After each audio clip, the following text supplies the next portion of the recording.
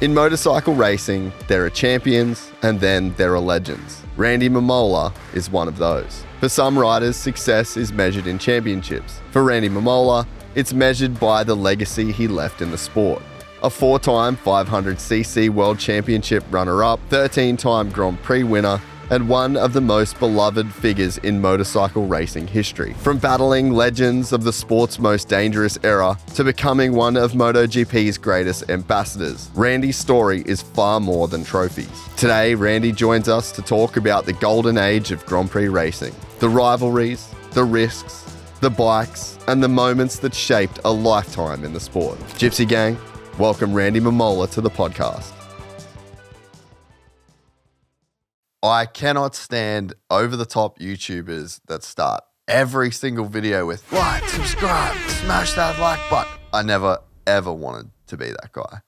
But in the 7 years that I've been doing this, I would see over and over and over the comments that say, man, how does this channel not have more subscribers? And on the Jet Lawrence podcast, I finally caved. And I asked the Gypsy gang to check to see if they were subscribed, because we have the data and we know that 70% of the people that watch this podcast regularly aren't subscribed. And I was really interested to see what would happen if I just straight up asked you at the start of an episode. Well, it turns out exactly 4,100 people subscribed to the podcast off that one episode alone, and 7,000 people subscribed last month. So thank you very much. And subscribing to the podcast is something that you can do completely for free, but it actually has a pretty massive follow-on effect with everything that we do. That number is in every presentation that we give to sponsors. It's in every presentation that we give to guests that we're trying to get on the pod, and a whole lot more. Those 7,000 subscribers that we got last month finally pushed us over the 100K mark on this full show channel, taking us well over 350,000 subscribers on YouTube in total. So if you still don't know whether or not you're subscribed, double check now, and thank you so much for watching. Right here, guys. Clap. Woo! Just like that. I chucked it on the ground there. Randy Mamola. I had to come all the way to Spain to get you on the podcast. You have to put an L in that. Mamola. Is that how you say it? Yes. Do most people say it wrong? Mamola is Italian. When I'm in Italy, Mamola. Hey, Mamola. Yeah, right. And then in Spain here, Mamola means I like it. Yeah, okay. And then Mamola. So Juan Pablo Montoya started calling me that because obviously he's from Colombia. Yeah. But he has the nature of tongue. So yeah, it's been quite a ride. That's awesome, man. So yeah, excited to do this one. It's I feel like I've had so many people over the years that message and want to get you on the podcast. Obviously, you had such a great career racing GPs and racing all over the world, but then you're one of the guys that never really left the sport, you know, like you've always kind of stayed extremely relevant. You've always worked at the races and the two-ups and all of the things that you do. You've stayed such a presence in the industry. So I'm stoked to get this one going. It was really cool. I did see your message some time ago, I think through Instagram, but I'm a terrible Instagrammer. But I saw the message. I didn't want to diss you. And then I saw you in Texas. Yeah. So I kind of hid because I thought, man, I can't stay here to do it in California. Although I was in California for 5 weeks, just before Texas, stayed a couple more weeks. I have a house up in the Bay Area. Yeah. And then came back here. And then when I saw that you were coming here, and Leo, the gal that was working here for Monster, said, "Can you do it?" And then when I met you at the hospitality of Yamaha at the Grand Prix, here we are. Yeah, stoked. So you've been in Spain a while. Tell me about living in Spain. So, I mean, it's a long story. I mean, you know, you have to go back when I started racing when I was 12 and things like this, because I already knew Kenny Roberts and so on. But eventually, why I ended up here in Spain was eventually working with Kenny. When I stopped racing in '92, Kenny asked me to be the test rider I was racing for Kenny's team. It was a Budweiser team. It was let's just say a secondary team because it was Wayne with the Lucky Strike. Yep. No, it was gone to Marlboro at that time. He got that from Ago. And so we were putting this together, and he said, listen, I need you to become a test rider for me. You get paid this good money and so on. So there were a lot of racetracks being built in the early 90s here in Spain to follow everything. And so I would come over here for like 4 months, test, do things. And so we ended up having to buy a house eventually. But that was some time later. We just rented. Yeah. So why has Spain always been the hotbed for road racing? Spain, Italy, France, especially, anytime the southern countries, motorcycles, scooters. You know, there were such an array of motorcycles and scooters, even grandparents taking their kids long before you had to wear a helmet to ride a 50cc or whatever. Now I still think it's 15 or 16 years old that you can, as a kid, get a scooter. But obviously the regulations and rules are very clamped down. You can't have so much horsepower and so on. I mean, they even have dynos on the side of the roads to make sure you don't have too much power on a 50. Really? Yeah. Definitely. So you think that that's really where it all started, is just that genuine culture around riding motorcycles from such a young age? I mean, yeah. I mean, in my era, I started in 1979 in the World Championship. I came over to Italy in 1977 to try to do a race, but I was too young, and I'll explain some of that when you nudge me. But there was a lot of German riders, Swiss riders, Sweden from the northern part. But the main was, when you talk about racetracks like Imola, Monza, Mugello, these type of racetracks, and then Barcelona was built. I don't know how far ago, but Valencia started. Then, Jerez was a fantastic racetrack. So everything was built around that. And again, in America, you know how big it is. I know that you've been there for quite some time. To ride a scooter or anything, it's nothing like it. I mean, in America, you buy motorcycles more than a scooter, although I will say that they're going in a direction of scooter. And over here, everyone's on a scooter. Why? The helmets go underneath. It's transportation. It's cheaper.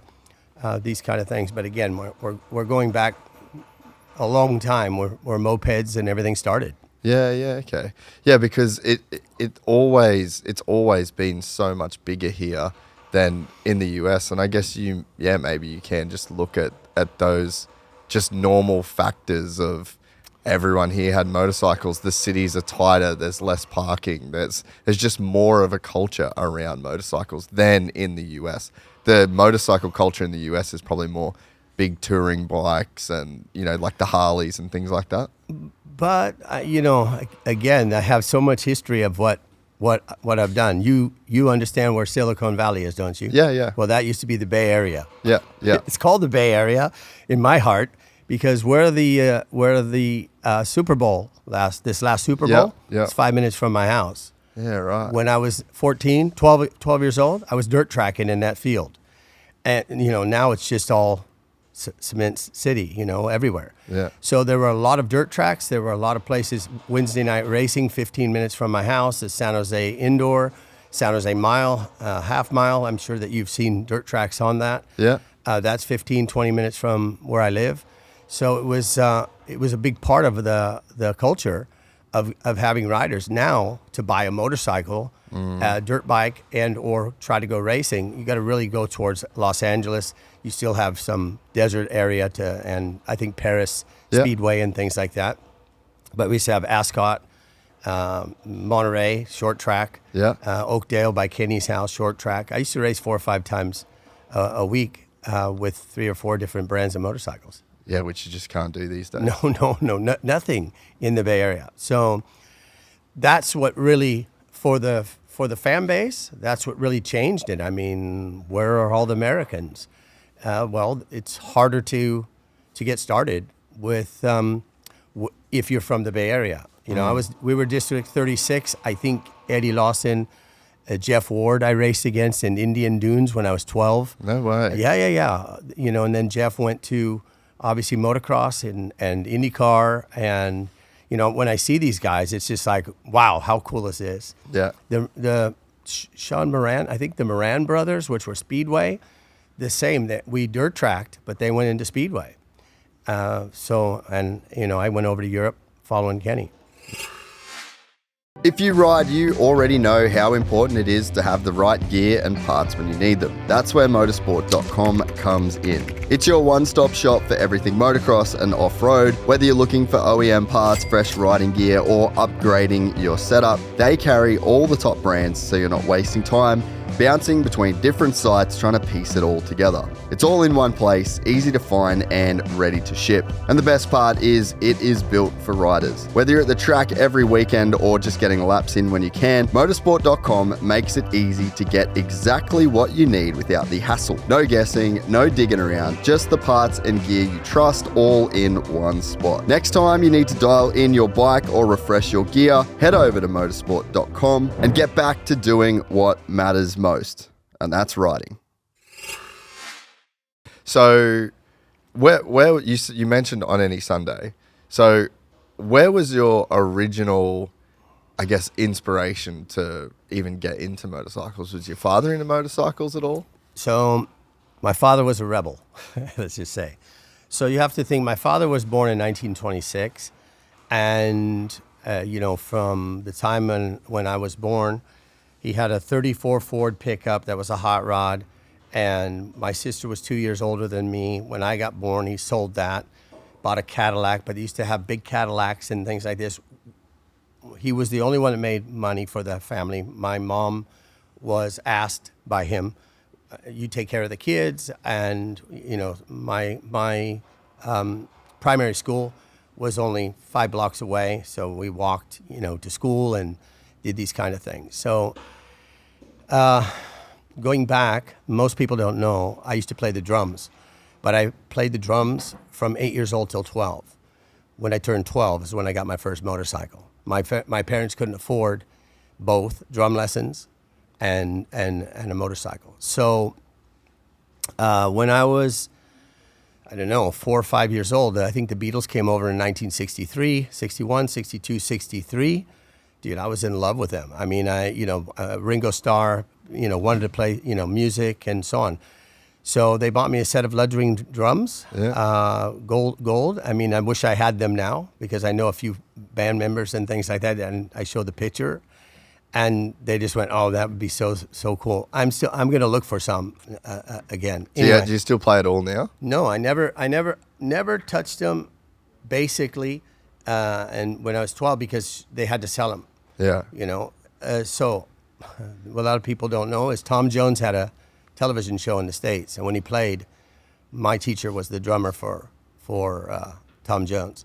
Oh, and this guy nearly cried when I told him. I said, I'm going to stop, because I could already read music and pretty much play a lot of the stuff. It's just weird. I mean, I was very active and very like normal boy, wanted to ride and do things.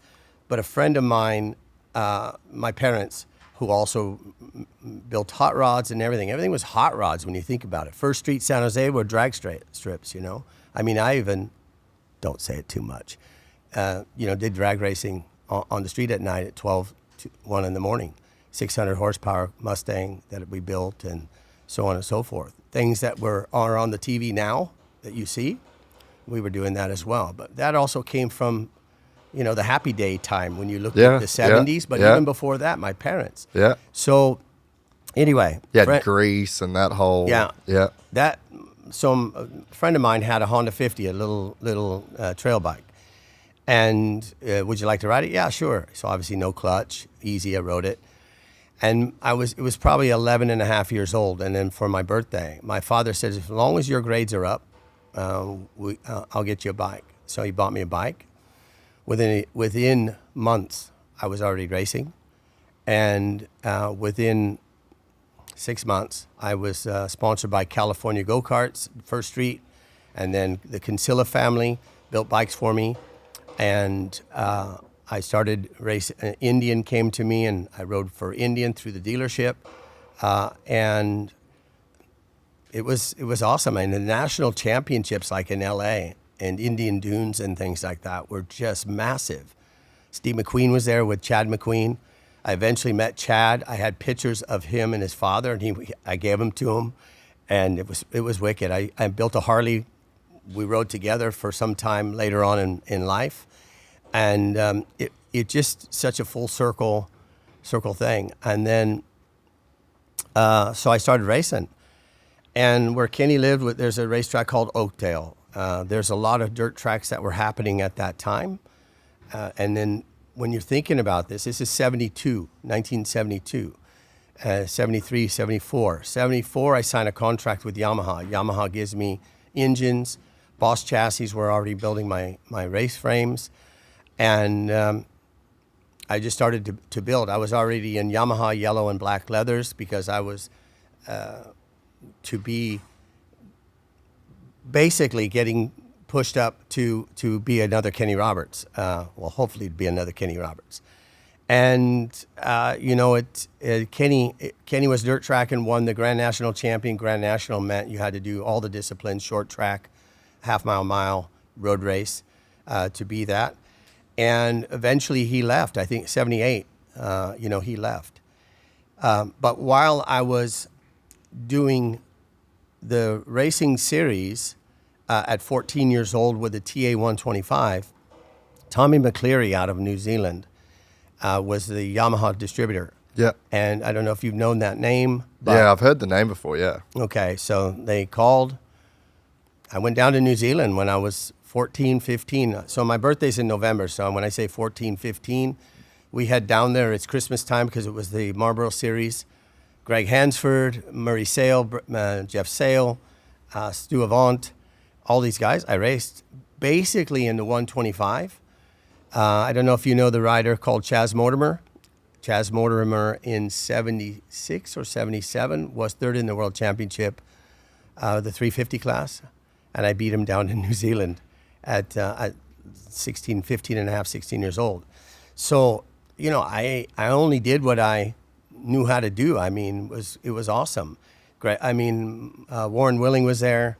This is how I knew everybody. But eventually, they end up working for me. Jeremy Burgess, he was working for me long before Rossi and Mick and no way. Yeah, in 1980.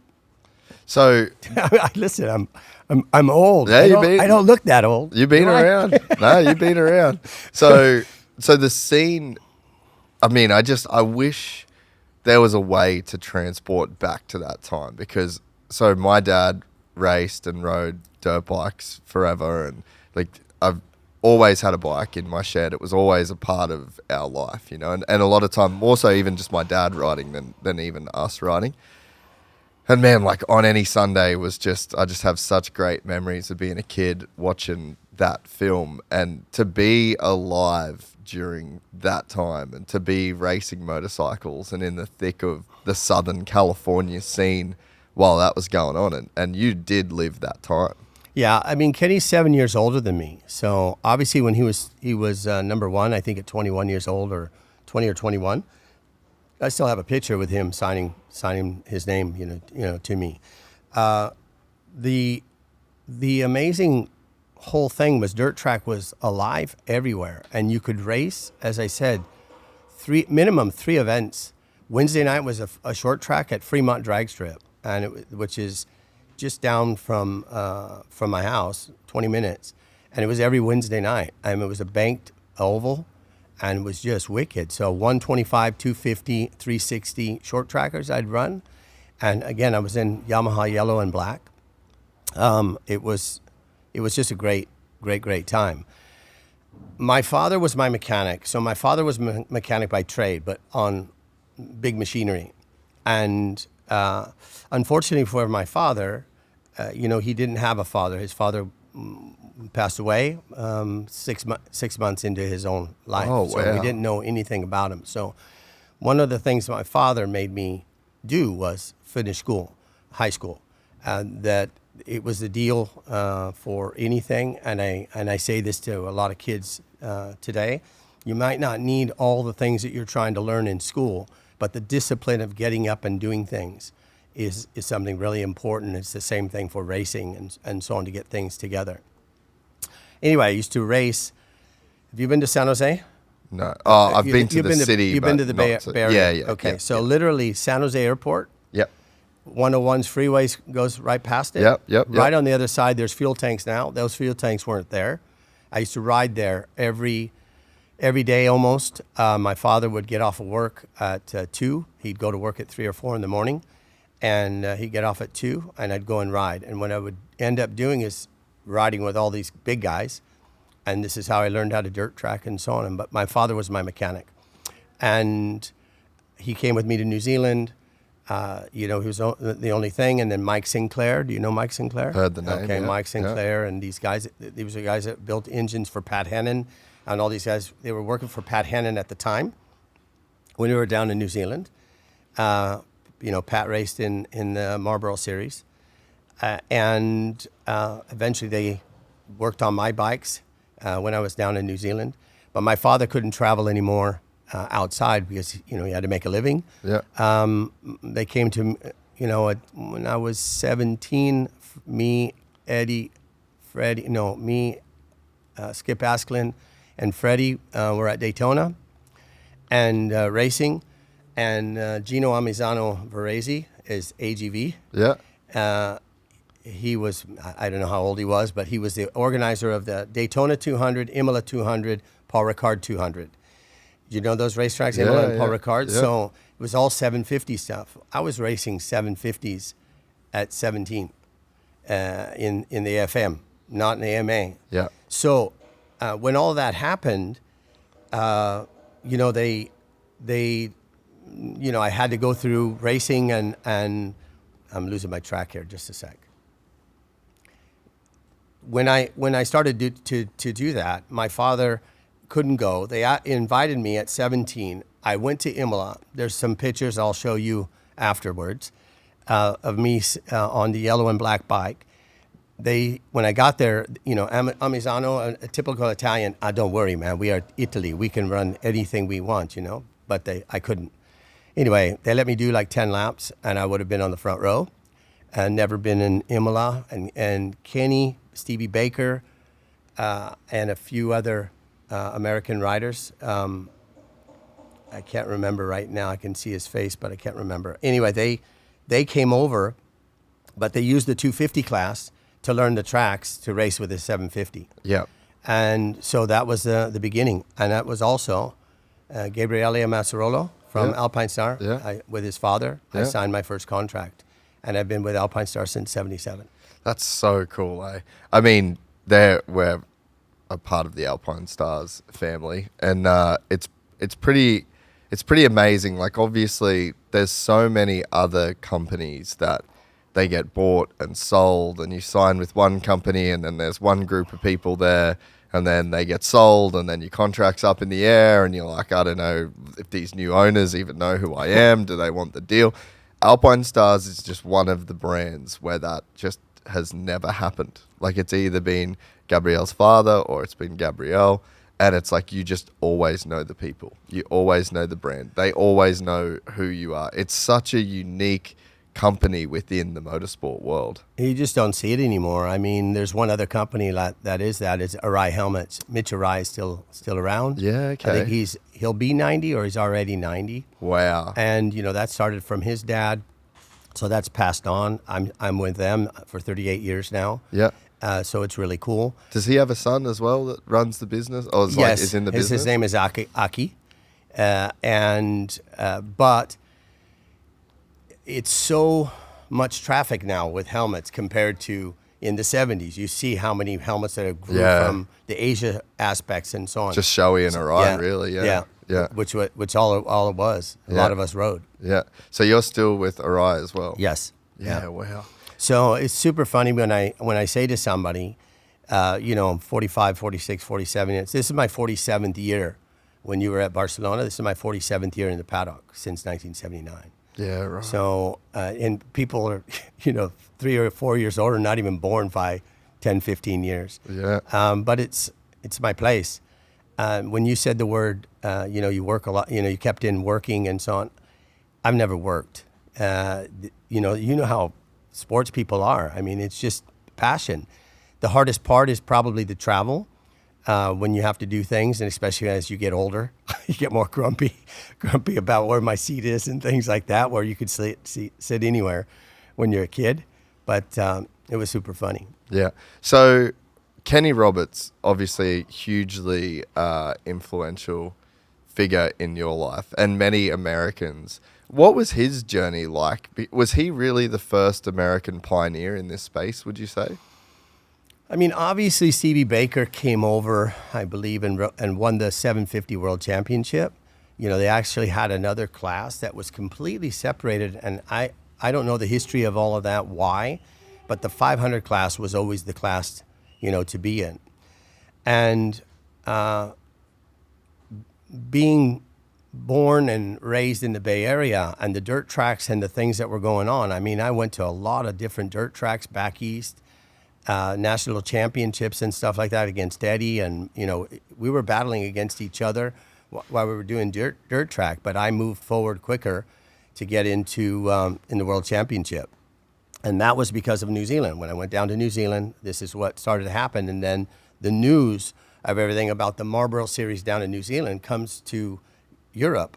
As you know, everything was in magazines back then. Yeah. So it was easy to find. And then eventually, this is how I got the ride eventually to race.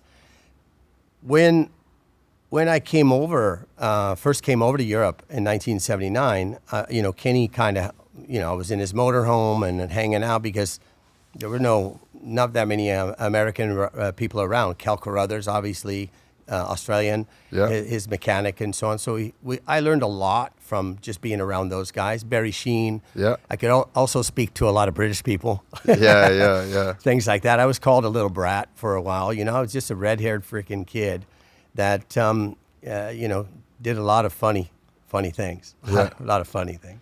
So, but I feel like when people talk about Kenny, they have such a reverence for him. Like he was so impactful on Americans racing in these series. Well, if you look back at the history of Kenny racing with a 650 twin against the 750 Harleys with the Yamaha, the 750s were insanely fast.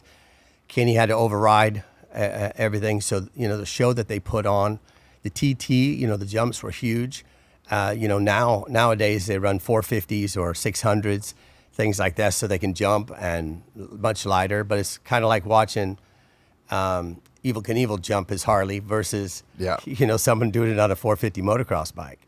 So it was the same thing. And Kenny was just this guy, and it was just the next level. I know that Mert Lawwell just passed away a couple of weeks ago, which was the big story inside of On Any Sunday about him and all of those guys, Chuck Palmgren, and I met all those guys. I knew all Gene Romero, Gary Fisher. Yeah, those guys were all in Yamaha Yellow. I was this little kid. It was like Danny Pedrosa I was 4'10", 89 pounds. Racing, but then I had to lift weights and start to move and do things, and got stronger, and so on. But Kenny, we had a dirt track, and then they say, "Oh yeah, come on over and ride." Moving forward very quickly, if you think about it, when Kenny started his own team and things like that, long before that, he was dirt tracking to get in shape. I didn't have any place near my house in the Bay Area to go, but I used to race. And then eventually, when Kenny started the teams and so on, we all went to his house, and it was a lineup of champions. Eddie, Kenny, I keep forgetting. But anyway, the list of riders that we had, from national champion dirt track to road racing, was the best. And this is what taught everybody what you should be doing to race. And instead of trying to dirt track on a 450 or a 250, we had Honda 100s, X100, XR100 Why? It's kind of like racing a go-kart. Yeah. And if you can't get around the go-kart really, really smooth, you're not going to go fast. So these were the kind of things that we did with Kenny. So yeah, ask me some more. Yeah. So, because when we had Kostecki on the podcast, like, I mean, he was talking about the time that he spent at Kenny's ranch and just like how important that was for his development. And it's always just seemed like he was just one of those guys that was maybe just like felt responsible for trying to develop American talent to kind of export to Europe to race in the World Championship. One of the things, I guess, is Kenny just loved riding. And the tracks that he built out, there were 5 or 6 different type race tracks. You know, when instead of riding motocross, we would have a 600 Yamaha or Suzuki or whatever enduro bike with big tires. And when the grass was really tall out there in Modesto, we just carve out a track. He just said, go up around that tire, come around here, and it would just be big, fast dirt track, but thick dirt, make your arms pump and things like that. But it was really, really fun. I mean, he had all the water trucks and so on. And again, dirt track was such a big part of his life and what was happening. And when he stopped racing after '83, I don't remember exactly when he started the team, but I was racing for Honda '84, '85. And in '85, he contacted me and said, I want to start a team with Lucky Strike Yamaha. And then '86, '87, I raced for him. But prior to that, I was racing against him. Yeah. So that's kind of like a full circle moment in a way. You know, so do you know who Mike Baldwin is? You ever heard of his name? Yeah. American rider. Yeah. So Mike Baldwin, I'm racing in New Zealand. I do really well. I have a lot of publicity. In fact, I went back there like 10 years ago, and you know, these were the cemetery circuit. I raced on cemeteries and streets and so on. So I did all that. I'm still the youngest rider in history of 500. Well, in the championship, 19 years old to be on the podium, finishing second in the 500. But getting to the 500 is a little bit different of a story. So while I'm doing this, I have a test in 1978 of me racing at Misano, because I'm 18 now, and Bimota, who used to build the chassis. Bimota's doing the chassis right now for Kawasaki, for Alex Lowe's in the World Superbike. Yeah. So their fame was building a lightweight, strong chassis, and obviously with something that was lightweight that worked, especially in the 250 class or 350, the weight power ratio would be, you know, really, really strong. Anyway, I'm second in the World Championship. My first Grand Prix, I'm in Caracas, Venezuela, 1979. I'm riding 250, 350. It's 45 degrees centigrade. There was relatively no shade. Obviously, Kenny's there with Barry Sheen and so on. He's already world champion from '78. Will Hartog and all these big names that were in it. So, you know, I go there, I finish. I think my bike broke in the 350 class, but right towards the end of the race, and I had to jump straight on to the 250, and I finished fourth. So when that happened, we went the very next time. Sometimes it was Austria the next race, but it was only the 350 class, no 250. It was very strange. Yeah. Sidecars would race and not, and so on. But we went to Hockenheim, and I battled with Cork Bellington, who's multiple-time world champion. He was a factory Kawasaki. Rossi's dad was racing for Morbidelli motorcycles with all of his long hair out the back. And I finished second in the race, passing Anton Main coming into the stadium and so on. The very next race, Imola.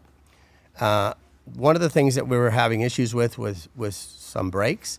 But the whole time when I'm racing alongside the championship, I'm with Kenny, talking to him, listening to him talk to Yamaha on what they need to change or do things. So I felt that I was also somebody who should steer the company in terms of what I feel and how I feel it and so on. I don't know if you know who George Vukmanovic is. No. Okay. So George worked for me. He worked for Warren Willing long time before. in New Zealand, this is how I met all these people. And TT Duran, Bernard, who's still working for Yamaha, they all worked for me eventually when I came to Europe in 1979. And that's because I quit while I was running second in the World Championship in the 250, only after the 3 races. And why did I quit? Because I asked George to put a steel disc back on it, because I lost 2 races. I felt that I could have won in Imola against Cork, but I just said, just put that other disc on it. And when they said, it's Brembo, it's an Italian bike, we need to keep these things and so on, I had to pay my way out, and I left. What was happening in the championship was Mike Baldwin was racing for Kawasaki in America, racing a 500 for a gentleman called Serge Zago in Belgium, which TT, Bernard, and all those guys were working at, that I knew from New Zealand. Yeah. He used a 350 to learn the racetracks, kind of like what Kenny was doing with 250s. And I said to him, do you think I can use that bike as a 250? So I got on that bike as a 250. Long story short is Baldwin breaks his femur in Loudon, New Hampshire. We're going to Assen, and Assen was the long circuit. It's the first time I'm going there. Kenny told me, if you're going to ride that 500, you got to be careful. You got to be, because there's just ditches with water and all of these things. So I qualified, I think 15th or something like that. Ended up 13th, got points. The very next race was Spa-Francorchamps, and Spa. This was an era that was unbeatable. When you had those 2 circuits that had 200,000 people, and it's 5 hours drive to go to Belgium, Spa-Francorchamps was going to be the new track where we ended up boycotting the track, but the new track that they took away from going through all the towns. Kenny raced with Barry in 78 there, and the average speed was 230 kilometers an hour. It's like the Isle of Man, just going through 5th and 6th gear. Kenny said it was so scary. Anyway, how they made this track, which you've known and you've seen, that we race. That track was unfortunately laid too late, and when we got there, it was too slippery. So I qualified pole on the first practice. The second one was I was like second. Barry and Kenny and all those guys are going, because the Dunlops were working. Kenny was on Goodyears, and this is another thing about the era. And Barry was on Michelin, and the Dunlops were working. So they're in this. I don't know where my car keys are half the time, but I remember the Dorint Hotel, which was in the middle of the forest there, and they're all in there having this meeting. And I walk in, and they said, "Are you going to race?" And, we're discussing this thing. Are you going to race? I go, "Hell yeah, dude, I'm fast." And basically, they kind of put some gum tape around my mouth and told me just to sit there and be quiet. And obviously, I wasn't going to race. We boycotted it, and Dennis Ireland, I think, won the race or something like that. But it was already the beginning of what started with 500. So Assen was the first one. Second one, we didn't race. The next one, I finished second in Imatra, Finland, on the street circuit. To Boot Van Dolmen, it was half raining. Barry Sheen was third. So standing on the podium with Barry, and these guys. And the very last race, out of 6 races, I had 2 podiums. I finished 8th in the championship with the other races. And with Barry and Kenny, I raced full the whole race at Le Mans, Belgium. Le Mans, France. Sorry, Le Mans, France. And it was just this huge battle. And Kenny was trying to finish ahead of Virginio Ferrari. They were in the points battle, and either one could win the title. Yep. Anyway, I have some great pictures of the 3 of us on there. So, to me, I was on top of the world with Barry Sheen, his wife Stephanie, and who I knew his dad, and that whole history. And I'm 19 years old, so. And a 19-year-old feels like about a 15 or 12, which I'm still is. Now, Yeah. So when you very, very first started racing, once it started, that was it. Like your whole life was racing. Did you ever think that you were going to get a normal job? Did you ever think that you were going to work, or it was just this one whirlwind after another? Like you just got on the magic carpet and you never got off? Never really saw going to Europe while I was still in dirt tracking. I never rode what we call a 40-incher, you know, the 750s. I never got to that level. I was a, as novice, junior, expert to go into the short track and so on. And so we did a lot of those fast races on half mile and mile with 360 motorcycles, which was awesome. But I didn't do that because Kenny left. I stopped racing directly with Yamaha. So, but we had bikes, and when I got invited to race for Bimota, we didn't have to pay anything at that time. You know, there was a lot of money around for riders at that time if you were good, and if you knew who they were. So again, Gino Amizano, all these Italians and so on. And what happened was when I won some races down in New Zealand against some of the top guys, and I'll tell you this straight up, they let me ride Warren Willing's TZ700, and I was within a second of how fast Greg Hansford and those guys were. And they just, I mean, I don't know the tracks like they did and so on. I was just talented, and so on. I'm a talented guy that didn't win the world championship, and we'll get all to that. But I'm happy with who I am, what I did, and so on. Like I always say, world champion is never. World champion is a world champion, but there's no world champion, that comes to what I have been and done in my life. So we can get to that too. So it's funny that back then, and I don't know, it's probably just not like this now. There's such a clear pathway as to how you have to go about racing to end up becoming a MotoGP rider now, right? But it was kind of the same for Mick. Mick had these two kind of breakout rides where he kind of like jumped in on the World Superbike Series, and just that was enough. Yeah, like that was, you could show, if you could go on one day and compete with the best riders in the world, there was an opportunity. And New Zealand was that for you, and I think it was Sydney Motorsport Park for Mick.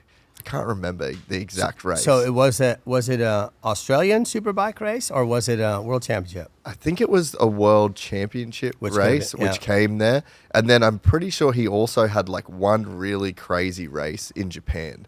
And it was right around that same time. And again, he was just a dirt track kid that rode locally in, Queensland, got an opportunity to race a road bike. And then a couple of years later, he's in the World Championship. You fast forward, then he wins 5 in a row. You just don't, a story like yours, you go to New Zealand, you do enough against great talent to then almost just pave your way for the rest of your career. That's just not, that can't happen now. I can't remember exactly, but I believe it was San Francisco to Los Angeles to Tahiti or something like this, but it was hop, skip, and a jump because it was a 707. Yeah. There was a lot of smoke in the airplane because everybody's smoking. Dude. We spent the night in Tahiti to get down to New Zealand, and I did that twice. And me being interested in music was the big ABBA outbreak back then. Yeah. When I think about it, and Greg Hansford and everybody had Warren Willing, Wendy Willing, beautiful wives and so on. I'm just this little kid, and I'm 14, 15, 16. And I mean, I was tiny, but I was fast. And the thing that I was really good at, is my father, he never raced. I didn't say that to you, but he didn't race, but he had Harley Davidsons, but it was like a rebel type thing. Yeah. So I had Harley Davidson like a rebel because I used to get into trouble on bikes. So eventually, 79, Barry Sheen has an argument or whatever description with Suzuki, and he's going to run Yamaha Akai, his own team, and so he does that. And Suzuki called me up. I was in Barry Sheen's leathers. I was in those Heron Suzuki leathers, which to this day I'm so proud of. Not about Barry Sheen, but just about that era of when you looked at how we were dressed and how we did it. and it was awesome. You all know that I'm constantly on the move, recording, traveling for shoots, chasing races around the world. And when I'm on the road, my whole routine falls apart. Half the time, I don't even know what time zone I'm in. The one thing that I never skip though is AG1. It's a daily health drink, a multivitamin, pre and probiotics, superfoods and antioxidants all in one scoop with 8 ounces of water. The next gen formula's got over 75 ingredients and it's clinically shown to support your gut health and fill the nutrient gaps you get when life is all over the place. 30 seconds every morning wherever I wake up. I genuinely drink this every day. Visit drinkag1.com/gypsytales to get a free AG1 travel case with 7 free AG1 travel packs in your welcome kit with your first AG1 subscription order while supplies last. That's drinkag1.com/gypsytales. So, how long after this trip to New Zealand, or your second trip to New Zealand, are you making a full campaign with the World Championship? 3 years, 2.5 years. And so that time was spent kind of Only because you have to be 18. 18, yeah. Yeah. You know, it would drop down to like 16 or whatever in the Moto 3 class and stuff like this. But don't forget, there was 50, 125, 250, 350, 500 sidecar. That's some places that we ran all those championships. Even at the World Championship level, you would go there. Yes. Wow. So, but I didn't head there. You know, I won the 250 title in the U.S. In 1978, and as I said, they picked me up and said, "Would you like to race?" I raced with the 350 world champion at Misano. First time riding the 350. I ended up crashing, but I'm trying to beat this guy. And then Moto was so happy that I was second. I've never been there in my life, and that I'm second. Why didn't you just hold off? I said, because I wanted to win. Anyway, for me, it was the start of everything. Then that's when I signed a contract. And then, as I said, stopped with Moto, unfortunately, but they gave me a couple of podiums there. Then as I said, I rode a standard TZ 250 and finished fourth in the World Championship for the rest of the year. So it was Cork Bellington. I don't know if it was Greg Hansford second, and Graziano Rossi, third. I was fourth. So I was the first standard bike. So I was just going to race with Serge Zago again because we did so well. Back then, though, there were 30, 35 riders. Don't forget, you used to be able to buy a 3-cylinder Honda. When Honda came out, the RG500 for Suzuki was a fantastic bike, and they made them available to you to purchase. And that's what I rode, a standard, version of it. Obviously, you try to buy the exhaust that you can get towards the factory and things like that, because it wasn't about electronics. It wasn't about any of that kind of stuff.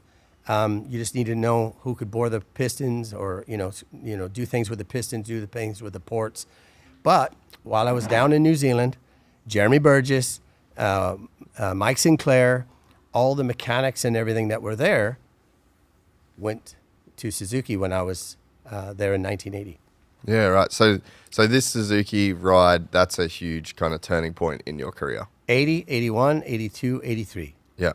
Second in the World Championship, sixth in 82, third in 84, where it was Freddie, Kenny, me, and Eddie, top 4 Americans.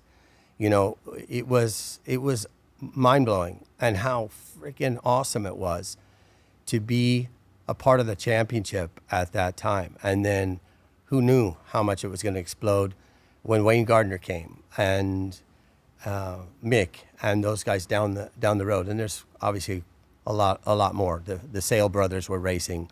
I don't know if you know Jeff, or there were Kawasaki riders in with Greg Hansford and so on, and back in Australia, and just really fun going across the freaking boat in the caravans and everything. I used to sleep in the back of the truck with just a little window so I could see out front. They would feed me, those kind of things. And this was obviously in 1979. It was wicked. It was so much fun. So tell me about that first year getting second. How did that year go? Okay. So now I'm a competitor against Kenny. I'm not angry at him. He's not angry at me. But he also knew that for some reason I was just so fast. And it went down to the last race. So basically, if it was 11 or 12 races, I don't remember. The Nordschleife, the long circuit in Germany. Yep. That was the shot at winning the championship, the last race. So we went there. Obviously, I needed X amount of points. Like he had to finish fourth or better, and I had to win it. So the lap time was 8 minutes and 40 seconds that I set. No way. Yeah. So go back. There's like 260 corners. I think it's 14-mile circuit or something like that, I want to say.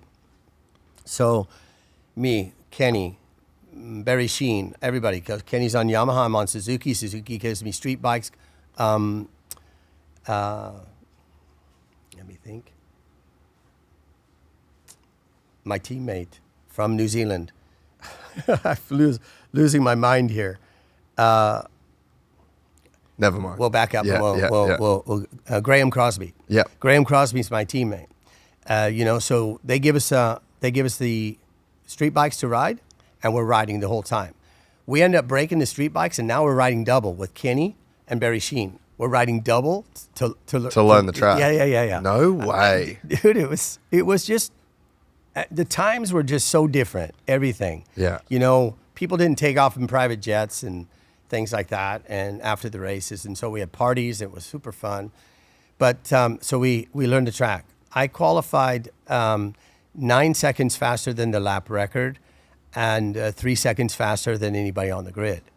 I was leading the race, and one of the things that Suzuki had issues with sometimes is the seal that near where the crankshaft is. Obviously, having 4-cylinder, it would sometimes suck through this seal and start to foul the spark plug on 1 cylinder. So I'm leading, and this happens. Kenny finishes 4th. I finish 5th. I'm 2nd. So, again, I'm looking at where I came from, how I did this, and now I'm 2nd. So it is what it is. I finished 2nd in the World Championship in 1981 against Marco Lucanelli. Marco Lucanelli rode for the Gallina team, Suzuki team, which was based in Italy. And if you've seen any of the video content of Jeremy Burgess, and I know that you did an interview with Jeremy. Jeremy, I think, had a book or had something written. Some of the things that we did in our team, because we were the #1 Suzuki team, were probably some of the mistakes that happened with bikes breaking, or let's just say, it wasn't Jerry's fault or whatever, it's mechanical and so on. So racing against, I go to New Zealand. I mean, I go from the World Championship straight into Suzuki. Gallina, Graziano Rossi is racing alongside Marco Lucanelli. It's me and Mike Graham Crosby for Suzuki. They go there first and they test the new bike at the racetrack, Ruru or something like this racetrack. Anyway, I go there and I test the bike. You have to think that from 79 to 80, Barry Sheen's 6 foot or roughly, they're all quite big. Hartog is like 6'3", a lot of tall riders. So this bike was quite big. And, we had, like what Mick, I saw Mick's podcast with you, we had 32 liters of fuel sitting in front of us as opposed to what's, in modern day bike now, right now. So when that happened, we had to continue to progress with the system and so on. I'm losing my train of thought again. So we're talking about the second year of the World Championship, and go ahead. And yeah, just like the process of, so you have your first season, you get second. I get second to Kenny. Yeah. So I go to Japan and I test. I told them, I said, I need something different. I need the bike to be smaller. I mean, I was little. I'm like 130 pounds or something like that. And, Crosby's this big freaking guy that rode that big Kawasaki with the big handlebars and so on. And I said, if you could take this motorcycle, stick it in the hot water and wash it and dry it, and it shrinks, I would do that. So they did that, and it was more than 1.5 seconds faster. Wow. But what they ended up doing was giving it to Marco Lucanelli as well. So anyway, during the race, the season and so on, we're going back and forth. And so this is a 500. Yeah. Yes. Yeah. It's all 500s. Yeah. I never raced anything else. Yeah. And we end up in Monza. I'm pole position. It's one of my favorite racetracks. My bike seizes on the warm-up lap, and I lose by 8 points. So what do I say? I mean, I'm on top of the world. I have a medal and so on. I'm happy. I mean, I'm not overly happy. I mean, we were sad and so on. But the reason for that was when we were going against the Yamahas and the other motorcycles that were involved with us. Eventually, Honda came in 82, right at the end. 83 is when Freddie won. Kenny Sr. already, they built a V4 for him for the 81 season because the Suzukis were so fast. And, we were stuck in that position. Anyway, we were given, better pistons and doing things, but sometimes Galina would use his experience and say, I think we should run, continue with this piece until we really tested and so on. And this is also what I saw, which Jeremy never spoke to me about or anything like that.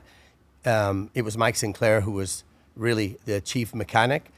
None of those guys really spoke about that, but it was just something mechanical, either electrics and things like that.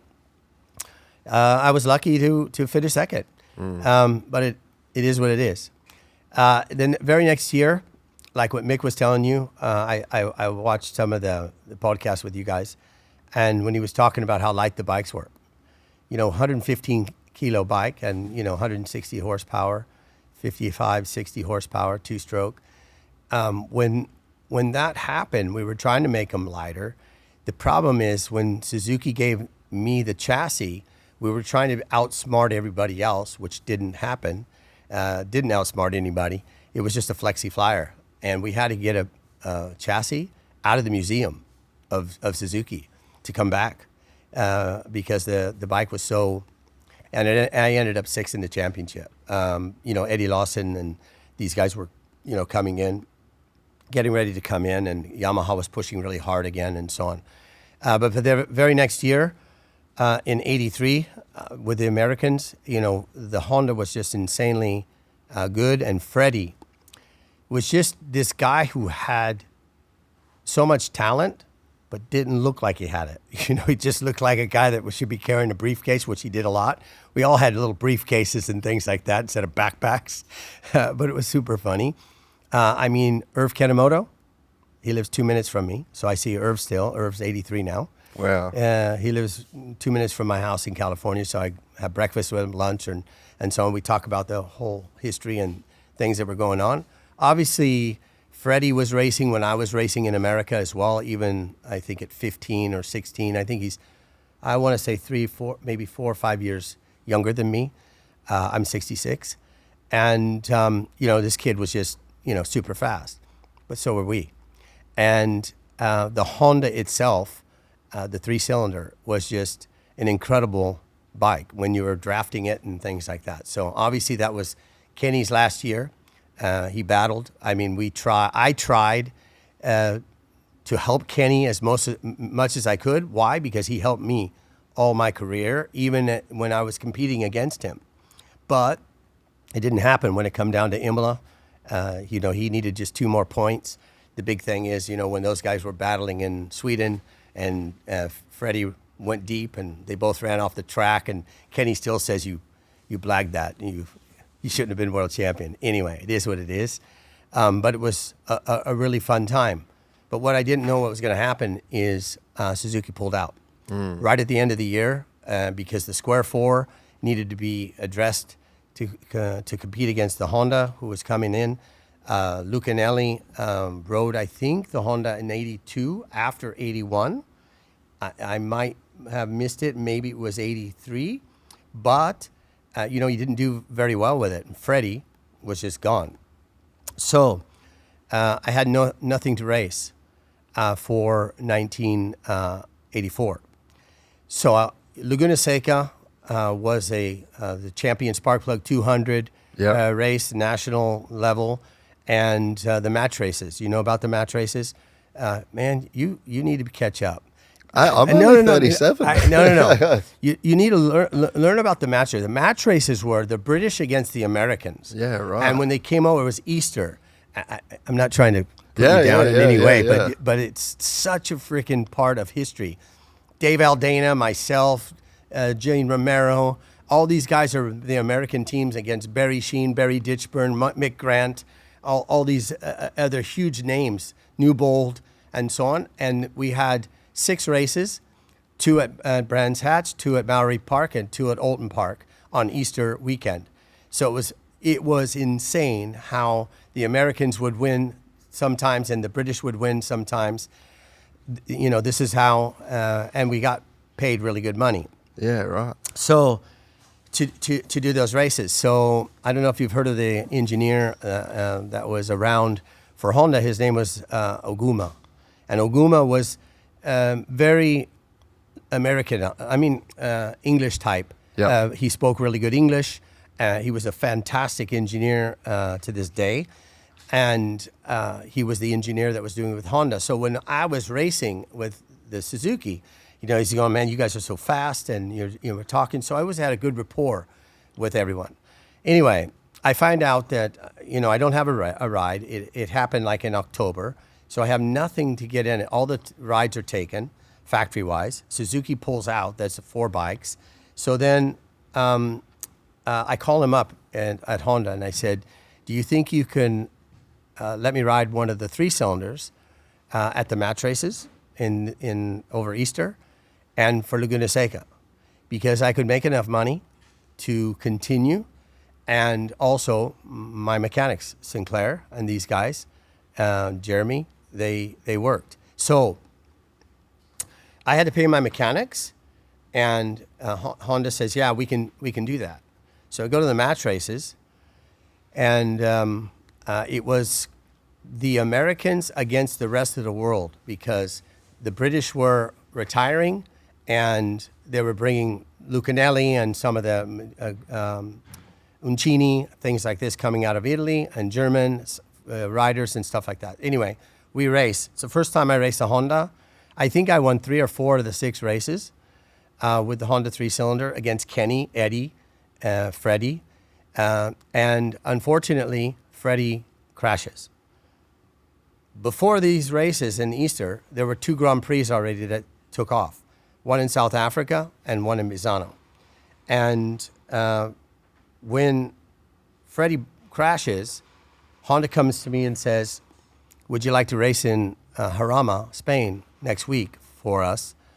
Because we don't have, Freddie's out. Yeah. So the bike that they gave me, not Freddie's bike, the bike that they gave me, I went, but I had to continually pay my mechanics. Yeah. So I did that. I go down there, I race against Eddie, and I finished second. So long story short, I missed the first 2 Grand Prix of the season. I finished second in the World Championship by less than 2 races. And do you remember seeing anything with Freddie with the upside down bike where the exhaust was underneath the fuel tank and the fuel tank is on the bottom? Yes. I saw it. I've seen it in a museum, actually. Yeah, especially when you see everything's apart. You see the exhaust coming over the top. This was on your tank. Yeah. So how did they think that was going to work?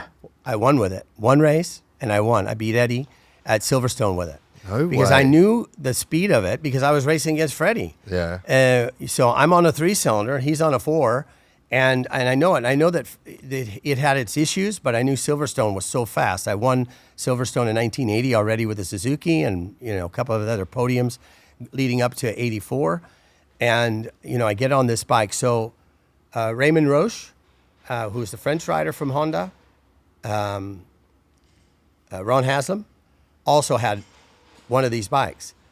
So I went to Donington and I told the guys, I said, listen, do not take the 3-cylinder out. I only want to ride this 4-cylinder. I only want to see what it is, because it was very difficult to understand how the engine worked in such a short time. But again, I come from racing all different levels of bikes, 50, 125, 250. yeah. I mean, even up to a 750 in one day in the AFM when I'm 17. So this is all I ever did, was dirt track and do things. So when this happened, I had an opportunity, to win and do things and push it. So I went there. I won it. The very next race, they took it away because it was Freddie. I mean, Freddie was back in it, and Freddie didn't really like it.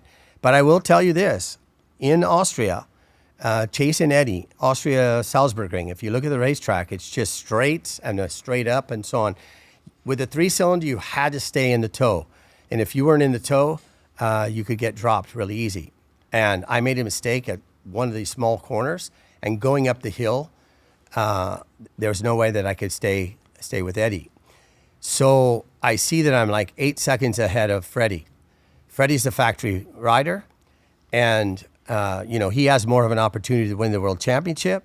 So I back off. George is showing me a thing, and he keeps showing me Freddie. So I'm thinking, all right, maybe they want me to give it to Freddie. So anyway, I give it to Freddie, and back then we used to get paid with a little envelope. I never got any money from him or a trophy. Anyway, I was third, and Freddie was second. I still got to we have to talk to Freddie face to face when we do that, because he actually just said, why'd you do that? Dude, Honda gave me a bike to let me race. I'm grateful for things that I have. This is one of the great things that my father taught me, and also scolded me. You do not walk above anybody, no matter what you do. And so when that happened, I ended up second in the championship, missing out by a couple of races. Yeah, that's insane. So how was that bike to ride with the exhaust over the top and the fuel tank on the bottom? That's one of the more unique GP motorcycles that's ever been made, right? So yes, definitely. When Honda came out with the 5-cylinder, you remember, when were you in 2002? No, I was born in 80. I was born in 88. Okay. Yeah. No, so 2002, 2003, everybody, V4, Yep. all these things, and inline, Yamaha still had the inline and so on.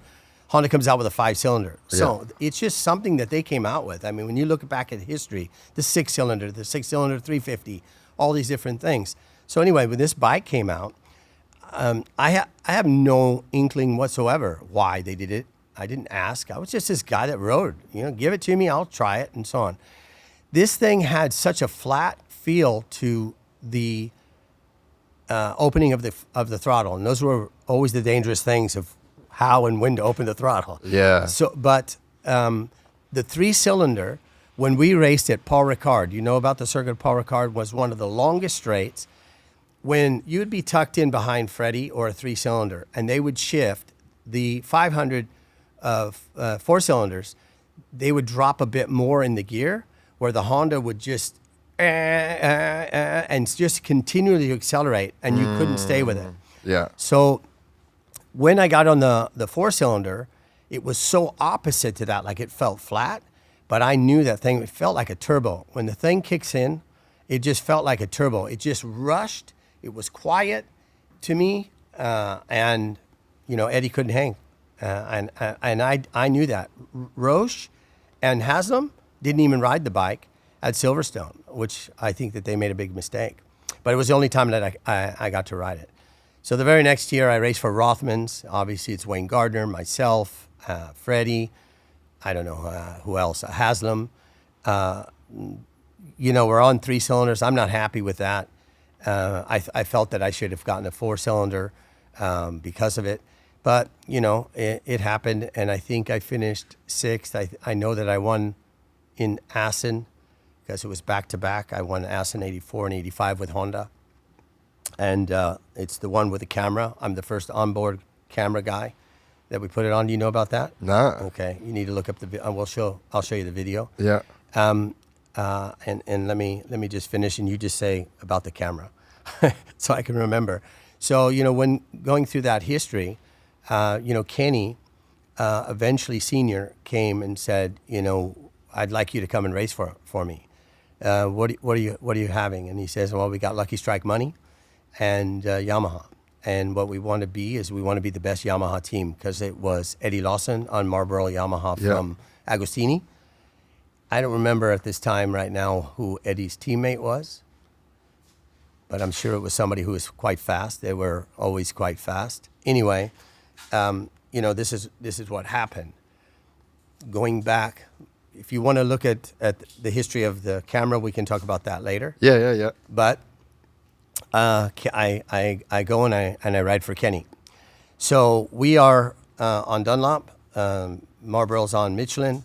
As I said, and to this day, it was an incredible time to have Pirelli. I rode Pirelli with a Cagiva in 1988. It was the only one that got to use Pirelli at the time, but there were tire battles going on the whole time, which were just insane. And these were the secrets of trying to make your bike turn, work, and so on. Michelin come out with a 16.5.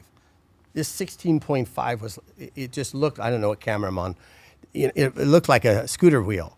Big, fat, bulgy sidewall, and so on. But man, it would work. We tried it with Dunlop, and it didn't work. And then there was a lot of times I continued with 18. So everybody ended up doing 17s and so on. But technology of all that was fun and very interesting time. I'm the first rider for Michelin to win with a front radial and rear radial tire. Freddie was the first one to run the radial rear, and he won the race, and I won with both of them the very next race on the 3-cylinder Honda. So, there was a lot of things about, technology. So Kenny wanted to stay with Dunlop. We went with Dunlop. We had always a really good rapport with them, a good rapport with French and so on, because I won races with Honda, with Michelin. But this was to be competitive with that. And the first year, I finished third in the World Championship, which was great. I don't know. I can't remember who won in '86. Probably Eddie. And because it was a battle between me, Eddie, and Gardner. And then in '87, I win in Japan, win in Misano, somewhere else. We go down to the wire, but I crash in one race or something like this. I end up second to Wayne. Wayne rode out of his skin like we've always seen him do. You Aussies are tough. I mean, Mick Doohan was like tough as nails, but Wayne dragging his knuckles on the ground just freaking was awesome. Daryl Beatty was probably the most kind and relaxed. Yeah. I know you probably worked with him and so on, and maybe did a podcast with him. Nah, not yet. But again, I can tell you stories that are just so much fun with all the guys that I raced with. Anyway, Wayne won the championship. But I will say the Honda was bloody fast that year. Freddie had issues with it having, in 85 he won the title, then 86 didn't work so well, and so on and so forth. So let me just give you a capture of a race. We're in Yugoslavia battling, and Yugoslavia is freaking insane track, a lot of left-hand corners, stuff like that, and it's Wayne and I and Eddie. And you see us from the pit lane heading to the left. We go to the right and turn one, but you see us come up through these hills and really fast back straight, a loop, and comes onto the front straight just flat out. I'm leading half the time, and then Wayne just goes, it was like we used to call it the Honda lane. It depended who had the bike and power, but Honda usually always had top speed. Yeah. We had the handling with Yamaha. So anyway, going back and forth and so on. So it ends up being Wayne on the first step, I'm on the second step, and Eddie. And Wayne's going, dude, that race was fun, man. We're all so even, huh?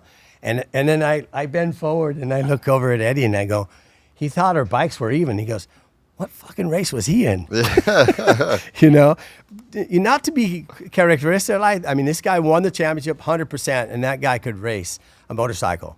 And when things weren't going well with Honda, he even tried to do it. And, Mick was a slick mofo, when he came into that championship. And that's a whole nother group of stories that we can do in podcasts later down the road. But, this was the thing. So how did I feel? That was the last time that I finished second, and the last time that I had a chance at a medal. Yep. Because I went to Cagiva, and I'll explain that in a sec. But it was the last time. But in 1980, I got beat by Kenny. In 1981, I got beat by Luca Nelli, but I beat Kenny, a guy that was 3 times world champion, also a mentor, an incredible dirt tracker. I don't know if you saw when he rode the TZ on the half mile or the mile. No. You haven't seen that? No. Okay. You need to send me some links. Yeah. Listen. Listen. I'm a Google guy. I'm not an iPhone guy, but I'm a Google guy. So when I talk to my phone, I go, Google, Kenny Roberts racing at Mid Ohio or wherever, and it just shows up. Yeah. But anyway, it was just an insane time, and so it was the last time that I had a shot for a medal, and so I finished second with Honda. I missed the first 2 races, and I finished second to Wayne, and I beat Eddie, who's 3 times world champion, on the same bike, but he used Michelin. So did we achieve our goal? We were the number 1 Yamaha team. They brought in Kevin McGee, and instead of taking me, there was a bit of discrepancy that was going on there.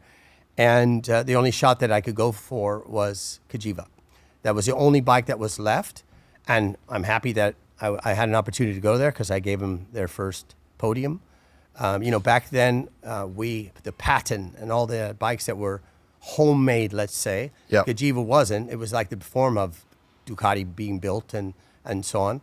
I started racing, and I had Pirellis, which didn't work so well at the time. It was the only bike out there using Pirellis.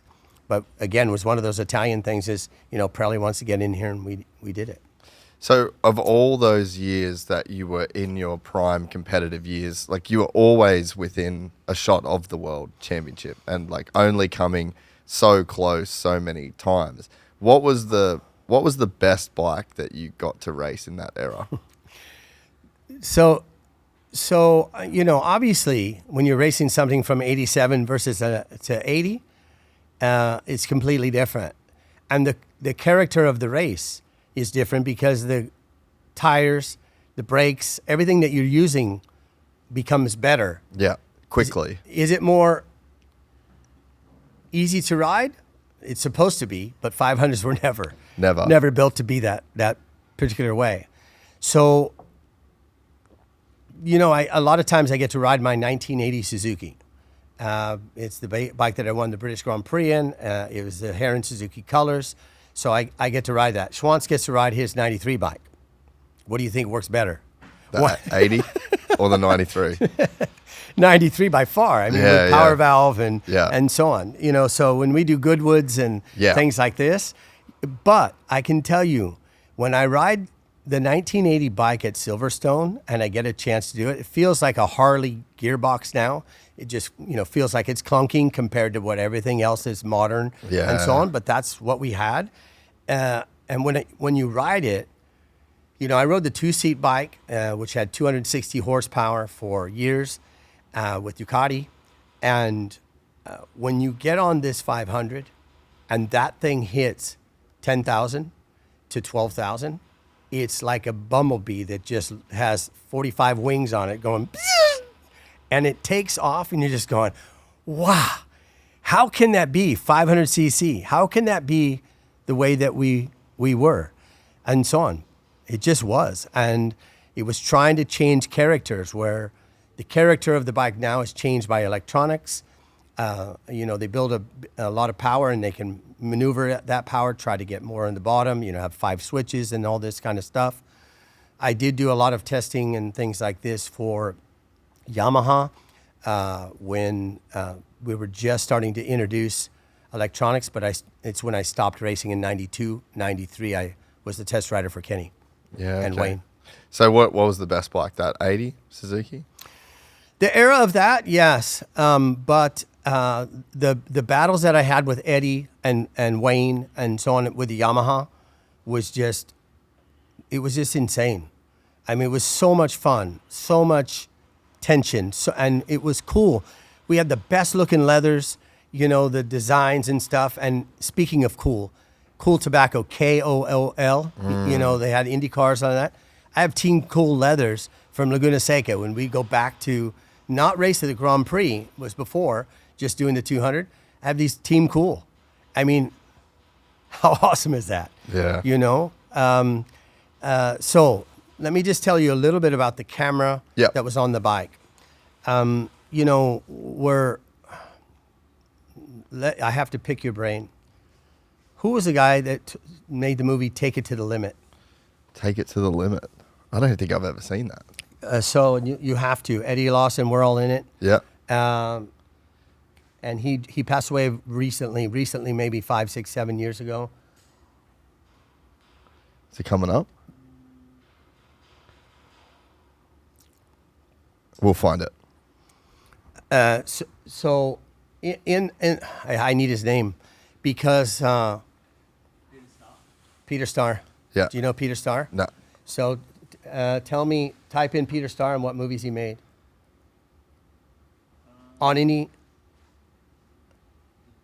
Sunday was not him. It was Take It to the Limit and Take It to the Limit 2, I think there was. Because there was one, so they were using me to do with cameras. I mean, I literally have reel-to-reel camera mounted on the front of my bike to videotape. Way. To An videotape. old film camera. Yes, like a big 35 mil. But, you know, this is in the 83, 84 era, something like that. So anyway, we're riding, and I'm racing, and I have a Honda, and somebody asked, you'll have to look up the history of it, but somebody asked if I would carry a live camera that they would try to use to race with, right? So the thing is, the Honda three-cylinder didn't use all the fuel all the time at some of the races, because what they ended up doing is cutting the fuel tank and made a box to carry the battery and what you needed to run the camera. And the camera is about this big, mounted just inside the fairing. Yep. And there's like, it looks like a little satellite dish, a little bubble that was on the back. It was in Assen, 1985. It happened I was like on the second or third row, which was going to be in the heat of the battle. It ends up raining, and I was good in the rain. Literally, there was nobody in front of me from the whole race. I took off, and it was just me leading the race. Just filming clean air the whole time. But the streaks of what was going to cross the thing, it had never been seen before, and everything. I mean, when you see the footage, you'll understand. And then the very next race was Spa. Yep. I ended up crashing. And I ended up filming myself crashing, where the bike falls and I'm in front of it, and as it's going through. So this was just a part of history that was just so unreal, that it happened. And, we had to these were push starts. When I took off, it was like, Haslam was always the fastest normally on the three-cylinder. Maybe Didier Rodriguez also on a three-cylinder, Belgian rider. They were tall. I'm short. Haslam wasn't very tall, but that guy could start it in one step, man, just literally. I would have to take 2. And Eddie and those guys have to take 6 or 7 or 8 on a Yamaha, which was tough. Man, crazy to think now just how commonplace there's 10 cameras on every motorcycle. This was the big part of it. You'll be able to find some data on it for your shows. Yeah, when Dorna talks about the camera now, when it's aimed at you, is this big. Yeah. And then the camera that's half the size of this can with a lens, we put them together. They did a program about it because it was 30 years ago. Oh, really? It was 30 years ago and 25. Yeah, and I mean, now it's just the footage that they're able to get. They're able to get every angle of every crash and just every... they can capture so much. Yeah, when Dorna took over the championship in '92, this is, 12, 10 years before, 8 years before, to have somebody do it. And again, there's a whole story where the guy's telling the data of why they did it and who, when they brought it to me. I'm just this guy just goes, yeah, I'll do that. Not a problem. Where Mick Doohan, this was super funny. So I don't know if it's still to this day. I know that sometimes Zarco's bike doesn't have cameras because he's, I think, outside the top 10. There's a lot of times in our championship, it was always X amount of cameras. And when you had two motorcycles, this one and this one, Mick would always go, yeah, I'm riding this one with the one with the camera. And he would just swap them because his philosophy was, man, I'm not carrying no extra weight. I'm not doing that. But then they made it mandatory. The top 10 had to carry cameras and so on. But Mick was one of those guys, that just went, yeah, that's going to be my race bike. Mick and I, we talk about so many things that we had fun about. And maybe we should do a podcast together. Dude, that would be sick. Yeah, we had some great fun parties on his boat and things like that down in New Zealand with everybody. Down in Australia, sorry, with everybody. I get New Zealand and so on tied up all the time because of the amount of New Zealand people that were in our lives at the time of engineers and so on and so forth. Where does Mick rank in the sport's history? Well, if you're asking me. Yeah.